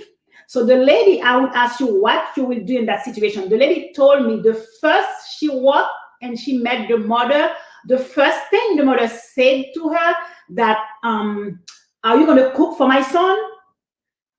So I am wondering, because she's your age, your generation, guys. So what will you do? And they married now. She said they live and things like that, but she didn't tell me. I don't remember what she answered. So if you meet with her, because you have to respect your guy's mom, and then they always say that if a guy doesn't respect his mother, he's not going to respect you. That's what I heard. But so if you the guy walked to his the mother said that to you, what will be your reaction, guys? I'd like to know. All of you need to tell me something, please, including you. Go ahead. I'll start. Uh-huh. So my boyfriend is from Nigeria, and I actually have spoken to his mom over the phone, and she's so nice and so lovely, and I'm happy that, she's very happy that we're together. She did mention if I was gonna cook him Nigerian food, and I was like, but she said it in the nicest, most well-intentioned way, and I told her, no, I mean, I don't know how to cook Nigerian food. Should I be getting started with Haitian food? So that's not gonna be for a couple of years down the line. So I that he can, he can teach me how to cook it, and then we can do it together or something like that. But it was something very nice and a very pleasant conversation. Nothing like, I expect you to do this. It was just like curiosity and making for fun banter. But yeah, I said, I can always be taught. Maybe she can teach me or maybe he can teach me, but it's not something that was like super, super serious. I think, I don't know, it's probably just part of the cultures, like West African culture, African cultures. They just ask you if you know how to cook or if you'll be cooking for them or something. So it really depends on the person and your relationship with them and the way they say it. So that's it. Thank you. We have so much DoorDash and Uber Eats. I don't know why we're so preoccupied with cooking all the time. I mean, I would be respectful because I was raised to be respectful.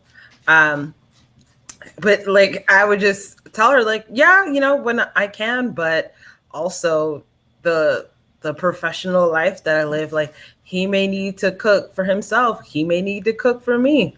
I don't know. I wash the dishes because men can't wash dishes properly. So I don't know. I'll iron his shirts because I've seen men iron. They're terrible at it. I'll do those parts. Like, it's not always going to be one thing all the time, but I would just be polite about it. Of course, she's like, well, no, you need to be able to do it. But I mean, I'd be like, to be honest, ma'am, I'm not dating you. I'm dating your son. And if he's okay with it, then like, we're just going to have to be okay with it. Like everything I do or you would like to see, like that may not happen as long as the people in the relationship are okay with it, because, that's what the Bible says. You're supposed to leave your family and cleave to each other and all that good stuff. Then like, that's just what we're doing. Okay. Thank you. Go ahead, Annie. You have to say something? So for me, I will probably ask that your son asked you to ask that. Because why are you asking me if I'm gonna cook? Well, I like to cook anyway, so I probably would do it. Because I enjoy cooking different food and from different culture. But I would probably try to make light of the situation and just ask it in that way. And then but I'm usually nice to like older folks anyway, so I'll just take it as a joke and be like, yeah, I'm gonna cook for your son. And then if I don't want to cook, I'm not going to cook. Okay, so Didi, can you add something to that? Although your husband does cook, you don't cook, Didi. Your husband cooks all the time.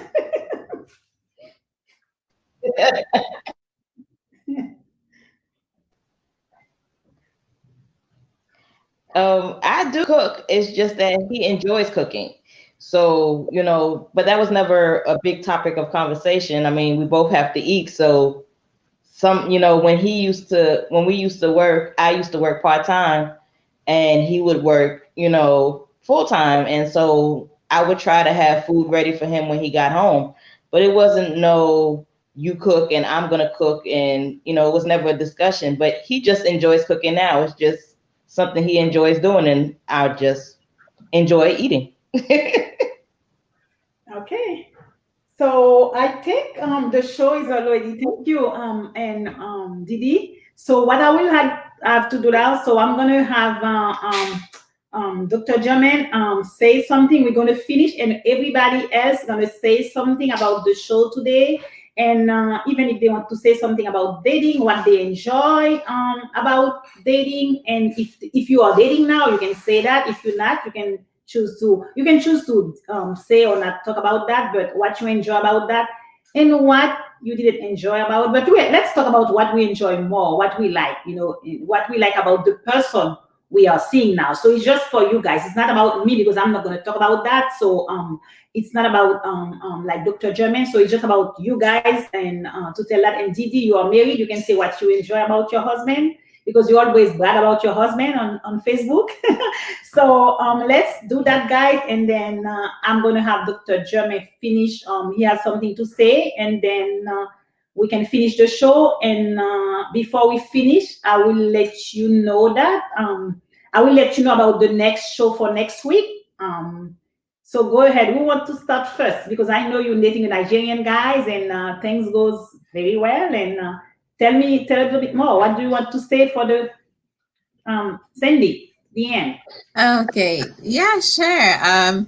I like the fact that he's very thoughtful, and he just cares about people. That's quality that I look for in my relationships generally, but I especially enjoy it in romantic relationships. I like people who are thoughtful and really like watch out for others. That's one thing I really love about the Haitian culture, and obviously it's a similar thing in his Nigerian culture. So, yeah, and he's very supportive. He's thoughtful and supportive. So I really enjoy that. Who's next? I can go. Mm-hmm. So I'm engaged. So that's my future husband. He's very supportive. Like anything that I want to do, he'll support me and he'll push me. Like if I don't want to be consistent in certain things, so he'll remind me to be consistent. And I like his intelligence as well. He's very, very smart. So I enjoy those things. Okay, good. Jennifer? I'm single. I will say one thing I do like when I do come across it is just meeting new people who are like really passionate about things that they're doing in their life and just sort of hearing about that. Like a lot of people are not passionate about what they do, so they have no conversation. But every once in a while, like I will meet someone who just is like, they have a lot to say about the world going on around them. They have a lot of thoughts and opinions. You know, we talk every day, like as a group chat. Like I just like that conversation. I like hearing people's different perspectives and their insights and sort of like kind of putting that with mine. Like, oh, you know, I'd never thought about it that way. I really like that part of dating, at least when you just have that chance to like meet somebody that you're really in sync with and have conversations with. Okay, so thank you. And there was a question that I had to ask, and I forgot to ask that question. So let me let Dr. German say what he has to say. So maybe because I probably like to remember to say that, and hopefully, guys, you can come because we like to, and I really enjoy when you guys, especially on the Zoom and talking about everything, the Haitian culture and everything. So let me listen to Didi. Let's see if you can add your last now, and then I will go to Dr. German. Excuse me, because you are having a problem. So let's see if it's working for you now.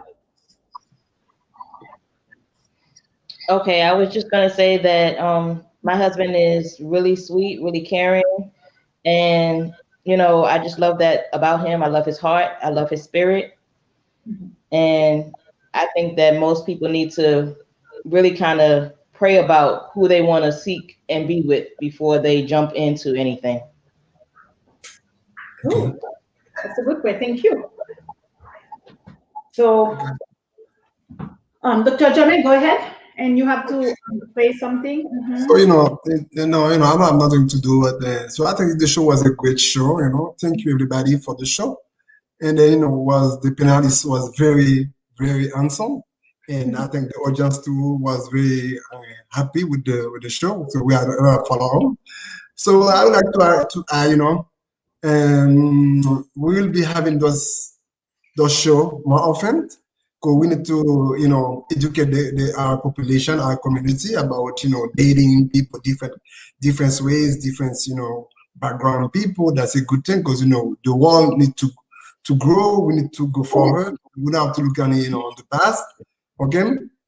So the show gonna be, on PCVI network, every Sunday or Sunday at what time, Ladisha? At 5? 5:30, I will inform the guests about that. So let me cut you here, Dr. Germain, because Nelly is back now. Let him finish, and I can take it from there. Thank you. So Nelly, go ahead. You can say about something about dating and something what you enjoy. What type of girls you enjoy dating, if it's Haitian girl or whatever, if you date someone right now, you don't want to say something to hurt the person, you are welcome to not saying something to hurt the person. So let me let you talk now. Go ahead, because I don't like people to say things to hurt others. This is not, we are not into that. Okay, go ahead. Got it. Now, I apologize. I had some technical issues on my phone, but what do I enjoy about dating?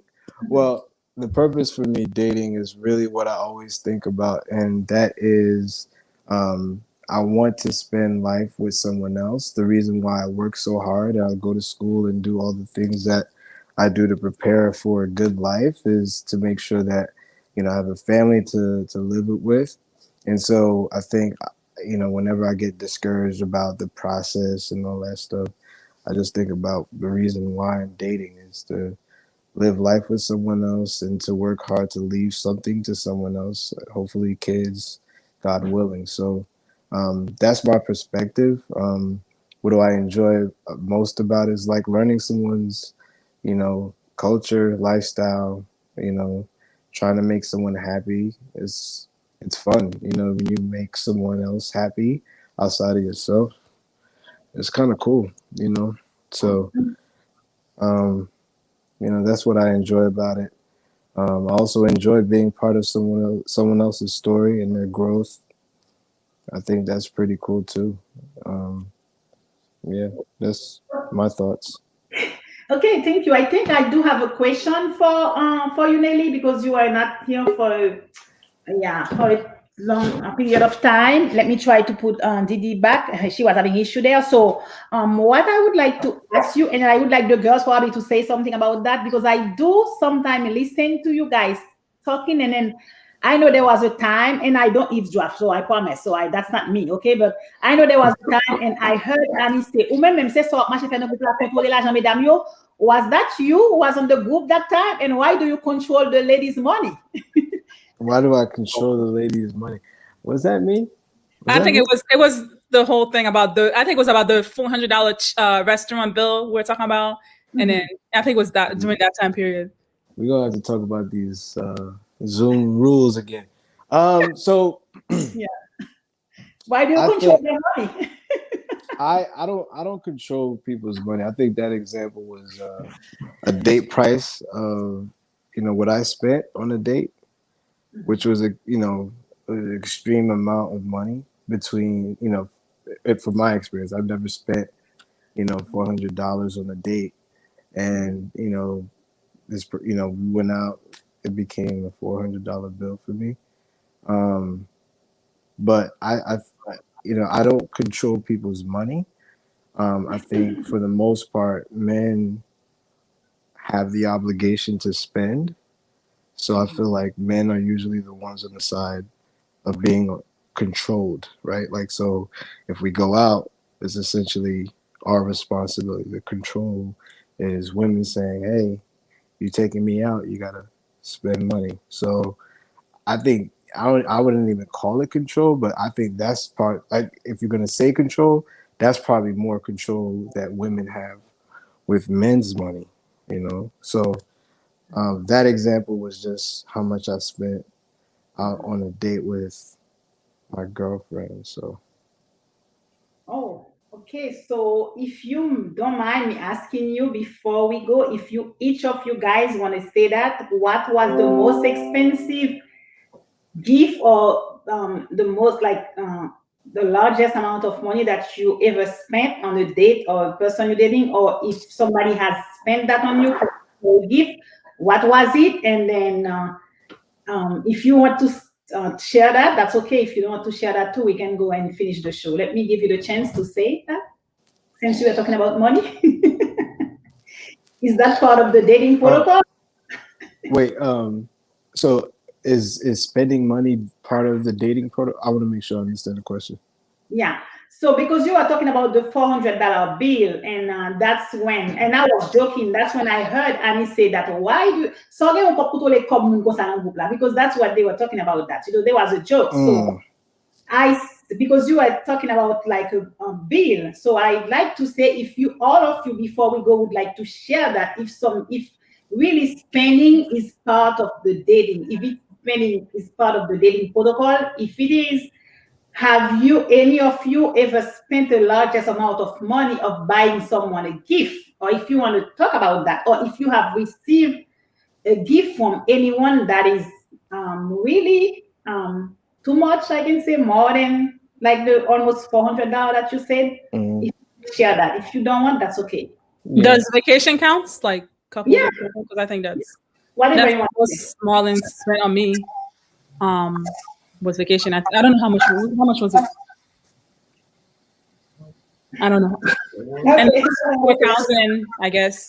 And then for his birthday, I got him a yacht. I threw him a yacht party. So I think it's like an even exchange. Like if you're in a committed relationship, you're both willing to spend on each other. So investment into each other. So Mhm.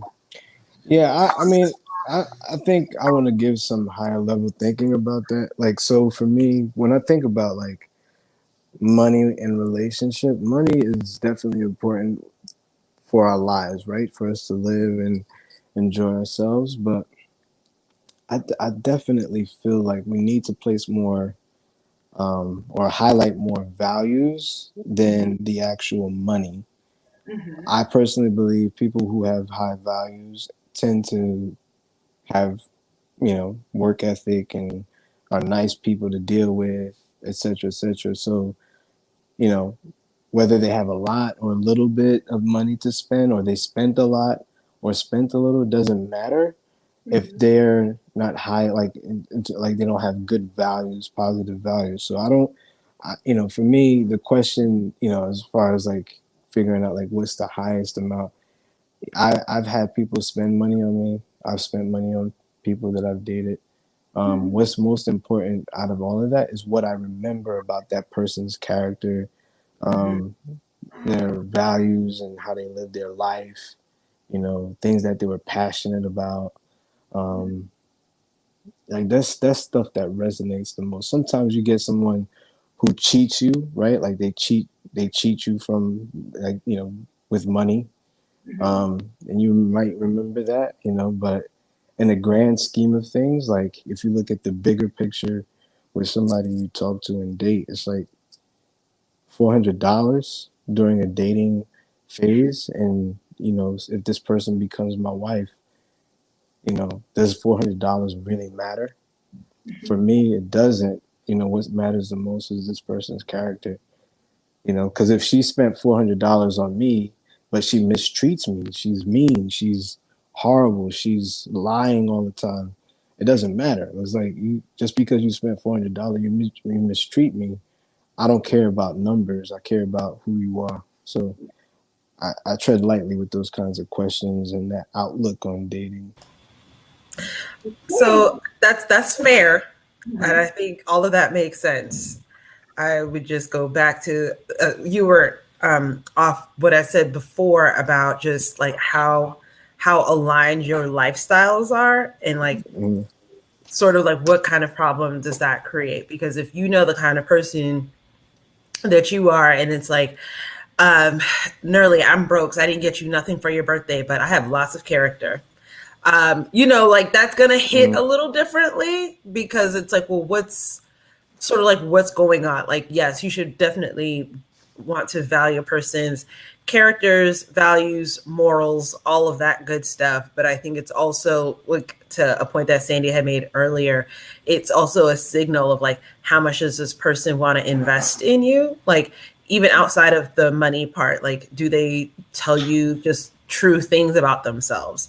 If they're very tight-fisted with their money, well, maybe they don't understand that, like, maybe down the road when you get married and have children and all of that, like at some point, some of this, my money, has to become our money. And if you're still kind of thinking independently and not prepared to sort of make those, I don't even want to say like concessions, but like you really have to start to think about whether or not like being in a relationship is something that you're trying to do, especially if it's something like they really wanted this PS5 or whatever. Like, yeah, it costs a lot of money, but I also know it's going to bring them a lot of joy and happiness, and they'll feel, appreciated by the fact that I even thought about them. That was the thing that I really had to learn in like my last relationship, just being more like aware of their feelings, but also being able to communicate that I'm a person that can be very oblivious to a lot of things. Like, I'm not good at picking up people's emotions all the time. So like, you have to like communicate to me, like, I am upset, because like, I'm not gonna always pick it up. And because I'm not picking it up, it's coming across as like me trying to deliberately ignore how you feel about something. Moral of the story is have money. Okay. If you don't want to add something, and like I say, I want to finish, Sandy. I think you already add something. I just want to, because that's one thing I forgot to say, and I know we are going to go guys, but I must ask that before we go, because I want to have an answer, because especially for us female, and that question is going to be for Nelly. And I will ask you that too, guys, but female, but it's for mainly men. So how will you judge? Would you judge like a female that has dated, like has a lot of partner before, and would you consider settle with that person, or will you judge that person? Because whether or not, do you take whether or not you date 2 or 3, or whether or not you date 10 or 15, do you think that person is worse than the one that dated 2? Because if you didn't marry your first husband, like they say in the Bible, your first boyfriend, whatever it is, so if you date 1 or date 10, 15, I think it's the same to me. But people tend to date females, especially like male guys, they tend to judge female that date or has a lot of relationship. What's your point of view of that? And I like to ask the ladies too, what's their point of view of men who have dated a lot of female, or who date 2 or 3 female together? So that's the last question, I promise, and then we're gonna go. So let me let you answer that, Nelly, and then we're gonna go after that. Oh wow. You know, I'm gonna be honest. From a male's perspective, I'm a territorial guy. You know, I've had women that I've dated, you know, in the beginning tell me they had what they call the whole phase, which I think you're talking about, where they've gotten intimate with many guys. And, you know, that's, I don't know if it's the past 5 years that's been the thing. But growing up, a teenager, when I started, you know, understanding dating and relationship stuff, that wasn't a thing. Whole phase wasn't a thing. I don't know the proper terminology on this, but I don't know if this is proper, but I'm just trying to be honest, right? So someone who's dealing with many partners as a territorial guy, for me, it's not a pleasing thing to hear or learn about someone that you're talking to as a woman, right? Because I find women to be flowers. You know, people have their own perspective. There's a lot of, and I'm sure I'll be attacked by a lot of folks on this, but me, honestly, if I know that you have been in and out of intimate relationship, you know, you have a lot of experiences, you got a lot of bodies on you, it doesn't sit well for me as a guy. So I would definitely not be pleased as much as someone who, you know, they may have had experiences, but they're not bragging about it. And that's another thing too.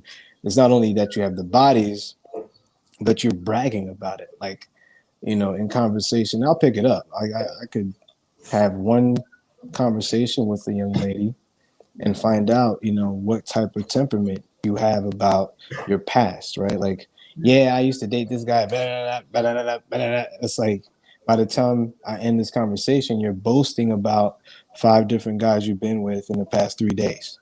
I really don't think, for me, that I would be pleased to hear that from a young lady.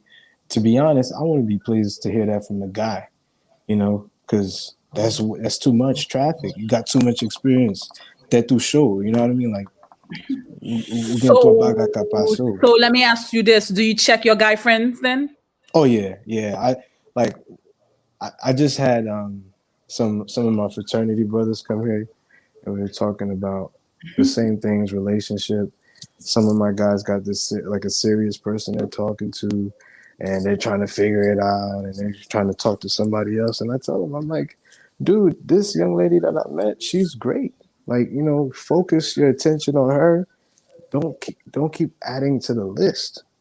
Having multiple partners will complicate your thoughts. And even if, people are smart and all this stuff here, and I'm gonna tell you, with all the experiences we have, it really does complicate our minds. I don't care how many degrees you got, I don't care how much money you make.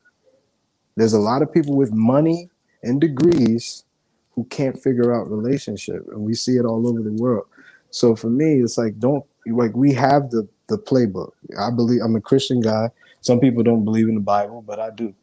And I know when I mess up, quite frankly, I'm not the perfect character. So I know when I mess up, when I go off of the playbook and it's not the right thing to do, because it changes my perspectives in life and how I deal with women and how I navigate the world. And it's not really that great sometimes. And I have to check myself, my friends, and the people that I talk to. I can't really check a woman because women, are very delicate conversation with women. But what are you saying, Nerly? Like, have you met women? Have you met women? Why do you think women are these once in a month tulips that bloom? Like, are you? I would listen. What's the remark? Like part of, like what, like, okay. There's a part that you said that made a lot of sense, which is like a lot of people don't know how to handle relationships. And I think some of that is because people come into relationships with these preconceived, ill-founded notions of what men are supposed to look like and what women are supposed to look like, never interrogate where those notions come from. And when they don't match up with reality, people get lost in stuff. Like, you walk around here calling women flowers and stuff. Like, have you met women? Like, you do realize, like, if women were this fragile based off the history here, Haiti, elsewhere, like, we would all be in insane asylums. Like, women have globally dealt with so much that if we were as fragile as you believe, like, we would not even be sitting here having open conversations about our dating challenges and sort of the pathway that we have to take to get to a point where we are self-aware and self-possessed enough to explain to a partner, hey, I'm not going to take any of your stuff just because society tells me that being alone is a bad thing. Like, I'm like listening to, and I hear the value of what you're saying, but is it aligned with like actual reality that people are living with every day? Okay. I guess my response to that is, I know what the reality is. And that's what I'm saying. Like, the new, this reality of people or women, being able to be that strong. They're not fragile. They're strong enough to deal with multiple different people in their life. Is something that is new. It wasn't something I grew up with.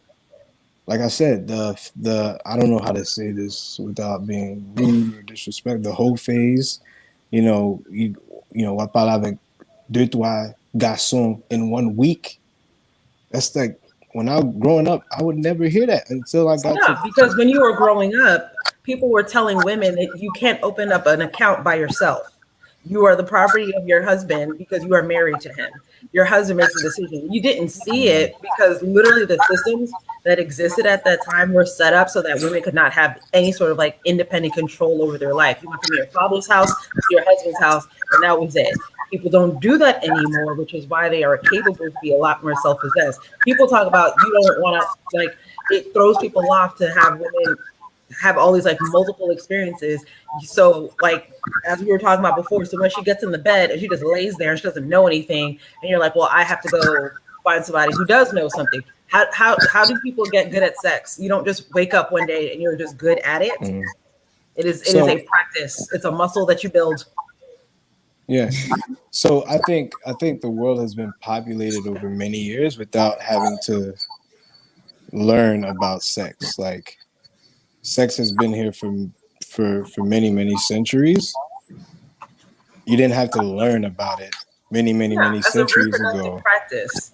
But Yeah, people don't so have sex to just have babies. Like people have sex because they're stressed out. People have sex because they are feeling lustful. People have sex because they just want to feel close to somebody. As a reproductive practice, sex has always been here. That's not what's up for debate. It's in the same way we were talking about red flags before. I'm surprised none of us ever brought up the fact that like, oh, if we are not sexually compatible, this is enough for me to not want to be in a relationship with somebody. Especially if I tell you, hey, I don't think our chemistry works. Like, maybe we should do some different things, and like you feel attacked by that. So like you're supposed to lay in the bed and make a grocery list in your mind because you don't like what's happening to you.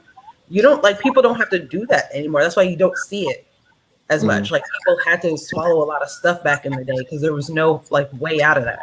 yeah. Well, I mean, and this is definitely definitely opinion. Based on the question, I just feel how for me, someone who has multiple partners and brags about it is not something that really pleases me. I don't take pleasure in hearing about your many different experiences. I don't go to women, and I forgot, I don't go to women and say, yo, I've been through all of these experiences with pride. Like, to be quite honest, the more experiences we have, the more expectations we have of the next person we deal with. And if we are trying to play catch up with every new person that we have with all these new experiences, it just complicates the relationship even more. Telmo get experience. Telmo, we got history. It's just something that somebody else has to measure up to. If this new person who's a great person doesn't measure up to your experiences, then they're not a viable option. They can't be your husband or they can't be your wife. Well, I was gonna say sometimes you do compromise, and it depends on what's more of a value for you. So, like they say, the person you're looking for is gonna have 80% of the thing that you want, and then they're gonna miss the 20%. So if you're always looking for that 20%, then you're gonna always miss out on the 80%. So you have to figure out what you're willing to compromise on, and what's really important to you. So that's like in order to settle down with whoever's the right person for you.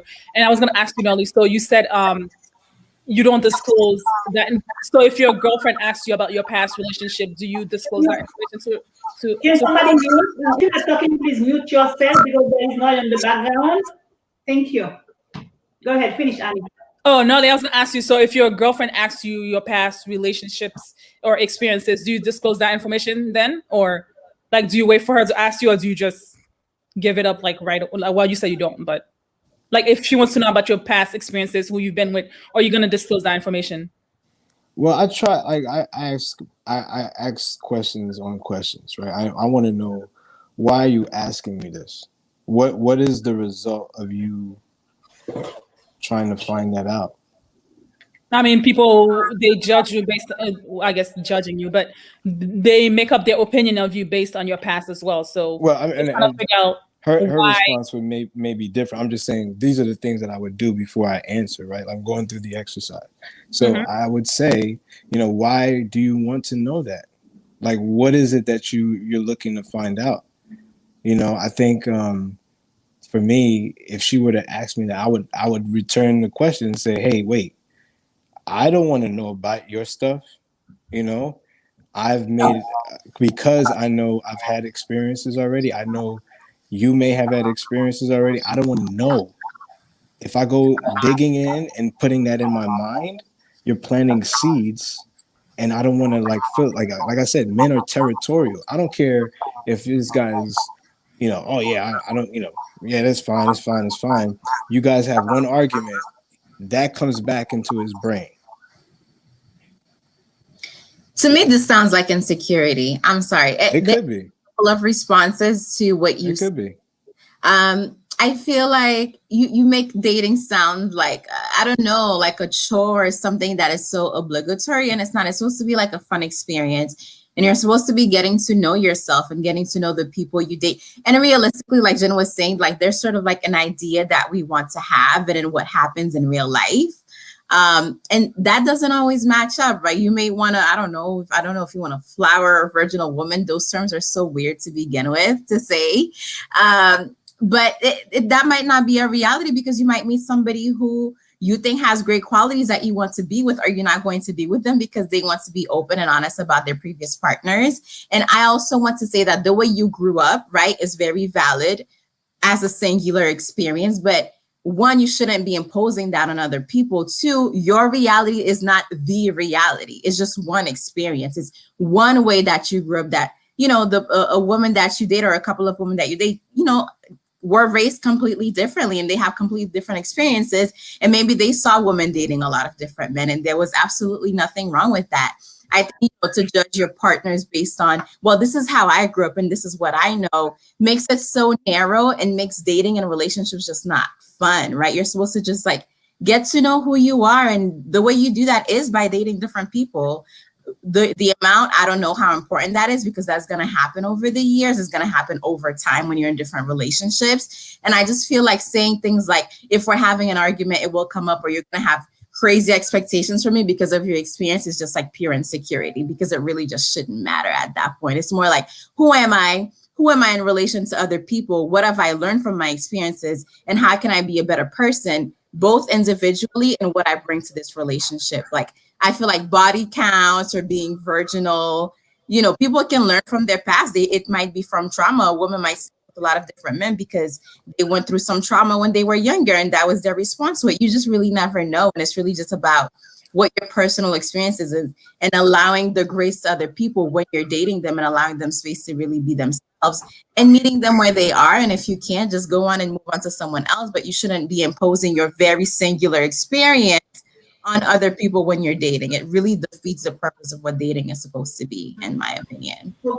if you would throw it back in their face, like, I would have to really question the kind of person that you were if that was the way in which you handled conflict, was for you to throw back some stuff in my face. Because, like, if I did it to you, there would be a problem. Like, you're not disclosing things to people so that they can use them against you. That's not how adults handle conflict. Like, that shouldn't even be in somebody's mind, to be like, oh, well, you know what, you were a hoe in college, so like that, what is that?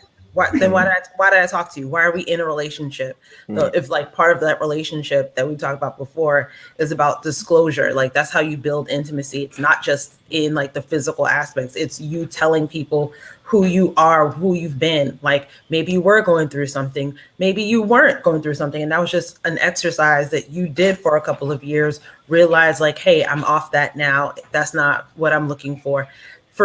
And like, you want something more for yourself, and you would want to build connections. Like, again, I see the value in the things that you are saying, but I don't necessarily believe that they're, like, based in the realities that, like, women have to live with, or like honest conversations that people have had. And if for someone to say that, like, they were territorial, again, that framework suggests to me that women are a thing to be conquered. They're a plant to be plucked, and, like, women are not those things. Okay, I think I'm going to stop you guys now, and you can always continue the conversation in the group, because you do. And I have to let everybody know, this is my daughter, Anibia, be up there, and then Jennifer, and then Nelly and Sandy. So they have a group, and Didi is my niece as well, but they have a group, so they discuss about those things often. So that's how I get to know them. That's the reason why I invited them to the show, to talk about dating protocol and the many aspects of the dating. They came before to the show, talk about dating challenges, and people were calling. They said it was a great show, and they like that, especially because the women were strong, and we like to hear that, you know, and they enjoy that. So they're gonna come, not now, because they all working professional, has a lot of things to do. And I wanted to also, that's something I wanted to short to talk about the wedding protocol. So, like, when you have a wedding, who you expect to invite? Because I have people that are really upset because I did not invite them to my daughter's wedding, and this is not how it works. So that's going to be something different. But next week we are having a show. Can you mute yourself, please, whoever's not talking? So next week we are having a show about, I think it's finance, and we're gonna have two finance guy and somebody else, and I might be able to find somebody, a female too, so to discuss that. And it's going to be in English again. And thank you for those of you, let me say that in Creole. Merci pour tout le monde qui là, qui pas comprendre l'émission, pas parler créole qui était. Émission qu'a fait semaine prochaine, n'a bien un monde qui a traduit pour nous. Parce que je n'ai pas de café ça moi-même pendant le show, je pas vraiment. Moi, je fais ça dans le pass, mais c'est pour travail, mais je pas de café ça pendant ma host show.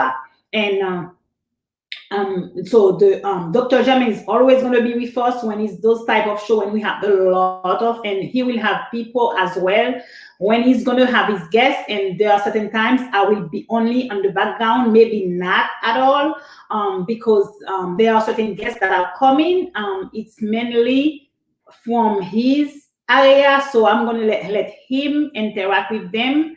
And I probably has to, discuss things like that. So I just want to give you a heads up, and please, we're going to keep you posted of things that's going to come. But I think we have said everything. If you guys can be able to, on 1 minute, say something to finish, because we have to finish now. It's just 1 minute, not more than that.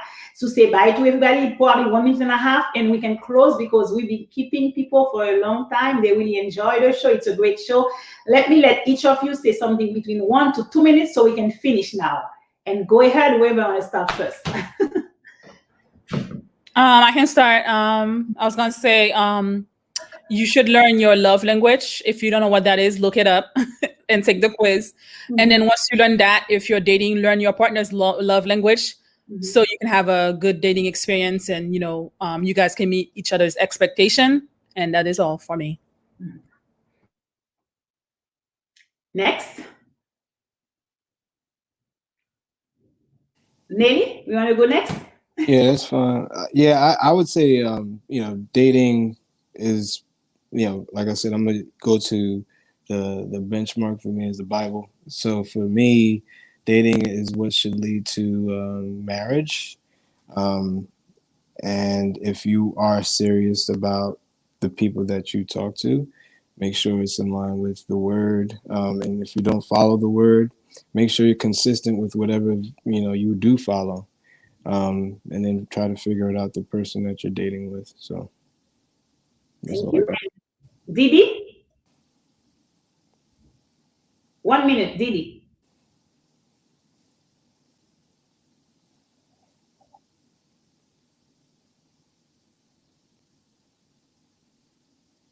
You are on mute. I think she's on. Okay. I would just say, pray about it, seek God, and be friends first. Yeah. If you have a friendship, it can last longer. Mm-hmm. Great. Thank you. And let's go with Jennifer now. I think in the process of searching for a partner, it's important not to lose yourself. So make sure that you're always walking into it aware of who you are and who you want to be with that person. Thank you. Sandy? I will say that dating relationships are supposed to be fun, and they're such a good way to learn more about yourself, the way you deal with people, the way you deal with others, and the way you present yourself to others. So make sure that you're being your entire self, but also give yourself room to learn more about yourself, to learn more about other people as well. Have fun. Be curious. There's plenty of time to get into something serious. Have fun, be curious, use discernment and wisdom. I agree with the praying as well when you do want something serious, but just think like you don't want to have any regrets. And that's all. Okay, so thank you everyone, and it was a great show again, and hope we can have you the next time, probably in 2 months, because everybody is very busy, and so hope to see you for the next show we're having. It's going to be in English again. It's about finance, and it's already scheduled for next week, and we do have a non-profit organization that would like to have a show with us too, and those three, it's like 2 organizations, I think it's 3 of them, and they say they have their main sponsor, they only speak English, so they cannot have the show in Creole. So that is why. So, but the next one we have a translator. So I am not sure what we're going to do for the following one, and we will be going to have the show with the network as well. And when we have the show with the network, so it's going to be on Smart TV, Roku, and Amazon, and on Whoa. yeah. So the one when you have the network. So the thing is because they want it at 8 p.m. and then I cannot do it 8 p.m. That's the reason why we didn't even have that. And Okay. so, yeah, 8 p.m. it works for them. It doesn't work for me. So we'll have twice a week. So the following show I'm going to try to schedule with you. We can have it at 8 p.m. and we can choose a subject, and I'm going to let you guys interact more because people said that to me, let you talk more so you can discuss more because they enjoy that. You challenge each other better. So that's really good. And you're doing the same way you're doing it when you have your meeting. And thank you again. And I think Dr. Germain is gone. And so next, I hope to see everybody for the next show because it's going to be about finance. And I know people want to learn a lot about finance and it's going to help everybody a lot. So thank you again and bye, everybody. Thank you for having us. Thanks for having us. It was fun.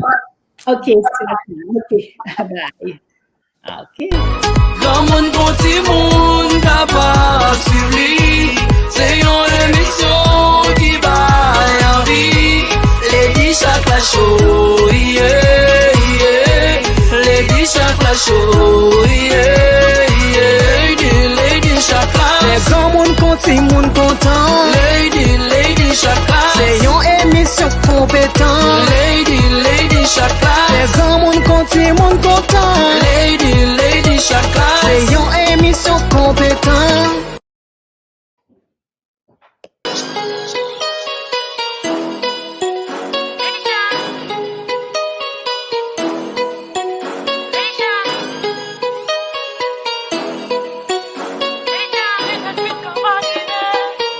Records, my baby.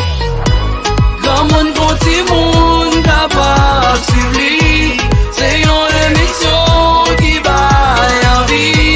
Lady chaque la show, yeah, yeah.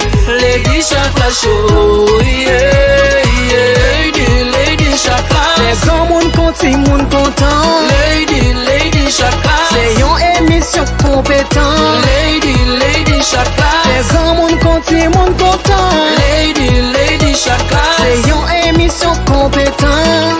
Lady chaque la show son émission pour tout le monde, quel que soit l'âge ou petit bébé, jeune ou grand monde, ni éducatif, divertissant, culturel, mais vite ou vin participer, son sirop miel. Contenu show à ouais, sous mode de vie abordable, élégant, vie sociale, connaissance générale. Thème émission nous yo varié chaque semaine, sorti dans préparé, on dîner élégant. Organisé, décoré, caillou, étiquette, protocole, là c'est nous.